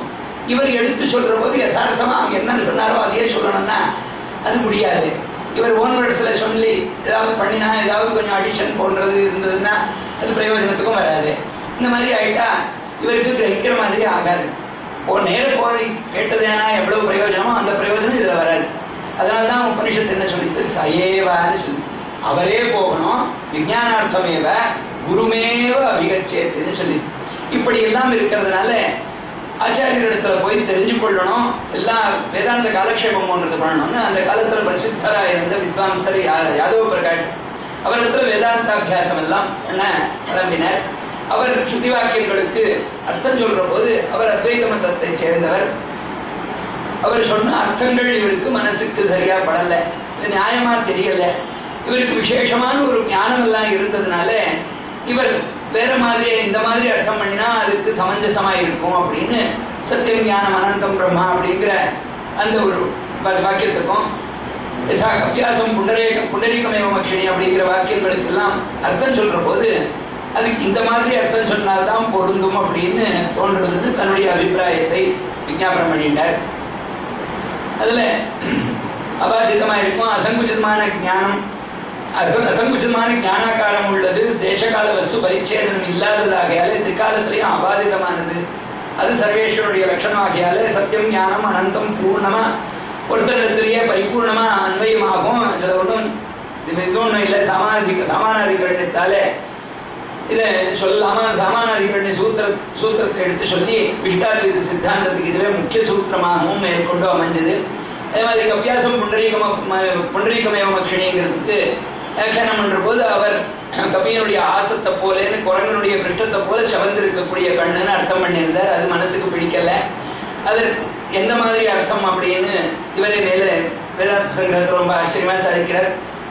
அந்த கம்பீராம்ப சமுத்பூத சுமிருஷ்ட நாள ரவிகர விகசித புண்டரீக தள ஆமலாய தீக்ஷணா அப்படின்னு கம்பீரமான ஒரு இடம் ஜலம் நிரம்பி இருக்கு. அதுல ஆழமா இருக்கக்கூடிய இடத்துல இருந்து கிளம்பி வந்த சுமிருஷ்ட நாளம் நல்ல தாமரை தண்டு தடியா இருக்கக்கூடிய தண்டு, அந்த தண்டோட கூடிய தாமரை, அந்த தாமரை சூரியனுடைய கிரணம் பட்டு விகாசம் அடைந்தது. ஆனால் எவ்வளவு அழகா எவ்வளவு விஷாலமா இருக்குமோ அவ்வளவு விஷாலமான கண்கள். கண்ணை தன்னந்துழாய் முடி கமல தடம் பெரும் கண்ணனை நம்ம சரிக்கிறாரு. அந்த மாதிரி விஷாலமான கண்ணு எம்பெருமானுடையது அப்படின்னு நீண்ட அரவிந்தம் போன்று நீண்ட கண்ணான் எம்பெருமான் அப்படின்னு அந்த எம்பெருமானுடைய கண்ணழக நேரில் பார்த்தவராகியாலே இவரால் தான் ஸ்பஷ்டமா இவ்வளவு பெருமை அளவோட அதை வர்ணனம் பண்ண முடிஞ்சது. அப்படி எடுத்து சொல்லி தன்னுடைய அபிப்பிராயத்தை எல்லாம் எடுத்து சாதிச்சார். மேற்கொண்டு யாதவ பிரகாஷத்துல இவர் வேதாந்த காலக்ஷேபம் ஒன்றெல்லாம் பண்ண முடியல. மேற்கொண்டு காஞ்சிபூர்ணருடைய உபகாரத்தால விசேஷமா சர்வேஸ்வருடைய வைபவங்களை எல்லாம் யசாவத்தாக தெரிந்து கொள்வதற்கு அவகாசமாச்சு. நிறைய மகான்களை ஆசிரியத்து அவர்களிடத்திலிருந்து விசேஷமா அனுகிரகத்தை பெற்றவர் பகவத் ராமானுஜர். பகுபிஷ்ட மகர்பிஷ்ட சாஸ்திரேபியோ மதிமான் நரகா சர்வதா சாரமாதத்யாது புஷ்பேபியோ ஷட்பதா அப்படின்னு வச்சனம் இருக்கு. மகான்கள் அநேகம் பேரிடத்துல விசேஷமா எல்லாத்தையும் தெரிந்து கொள்ளணும். சாஸ்திரங்களில நல்ல புத்தி உள்ள மகான்களையே கேட்கணும். பகுபியா ஸ்ரோதவியம் பகுதா ஸ்ரோதவியம், நிறைய பேரை கேட்கணும், நிறைய ஆவர்த்தி கேட்கணும். அப்படி ஒவ்வொருத்தரத்துல ஒவ்வொரு விசேஷங்கள் இருக்கும். அதெல்லாம் தெரிந்து கொண்டு நம்முடைய புத்தியை விகாசப்படுத்திக் கொள்ளணும்னு தான் சாஸ்திரங்கள் சொல்லியிருக்கு. அதை அனுஷ்டான பரியந்தமா 5 ஆச்சாரியர்களிடத்துல விசேஷமா எல்லாவற்றையும் கிரகித்த பெருமை பகவத் ராமானுஜனுக்கு உண்டு. அவருக்கே விசேஷமா எல்லாம் தெரிஞ்சிருந்தாலும் ஆச்சாரியரின் மூலமா வந்தால்தான் அது வித்யை அப்படிங்கிறத உணர்ந்ததுனாலையும் அந்த புத்தி நல்ல விகாசம் அடையணும்னா அநேகம் மகான்களிடத்துல தெரிஞ்சு கொள்ளணும்னு காஞ்சிபூர்ணர், கோஷ்டிபூர்ணர், ஸ்ரீசைலபூர்ணர், மாலாதரர் அநேகம் மகான்களிடத்துல காலக்ஷேபாதிகள் பண்ணி என்னுடைய ஞானத்தை விகாசப்படுத்தி கொண்ட பெருமை பகவத் ராமானுஜனுக்கு உண்டு.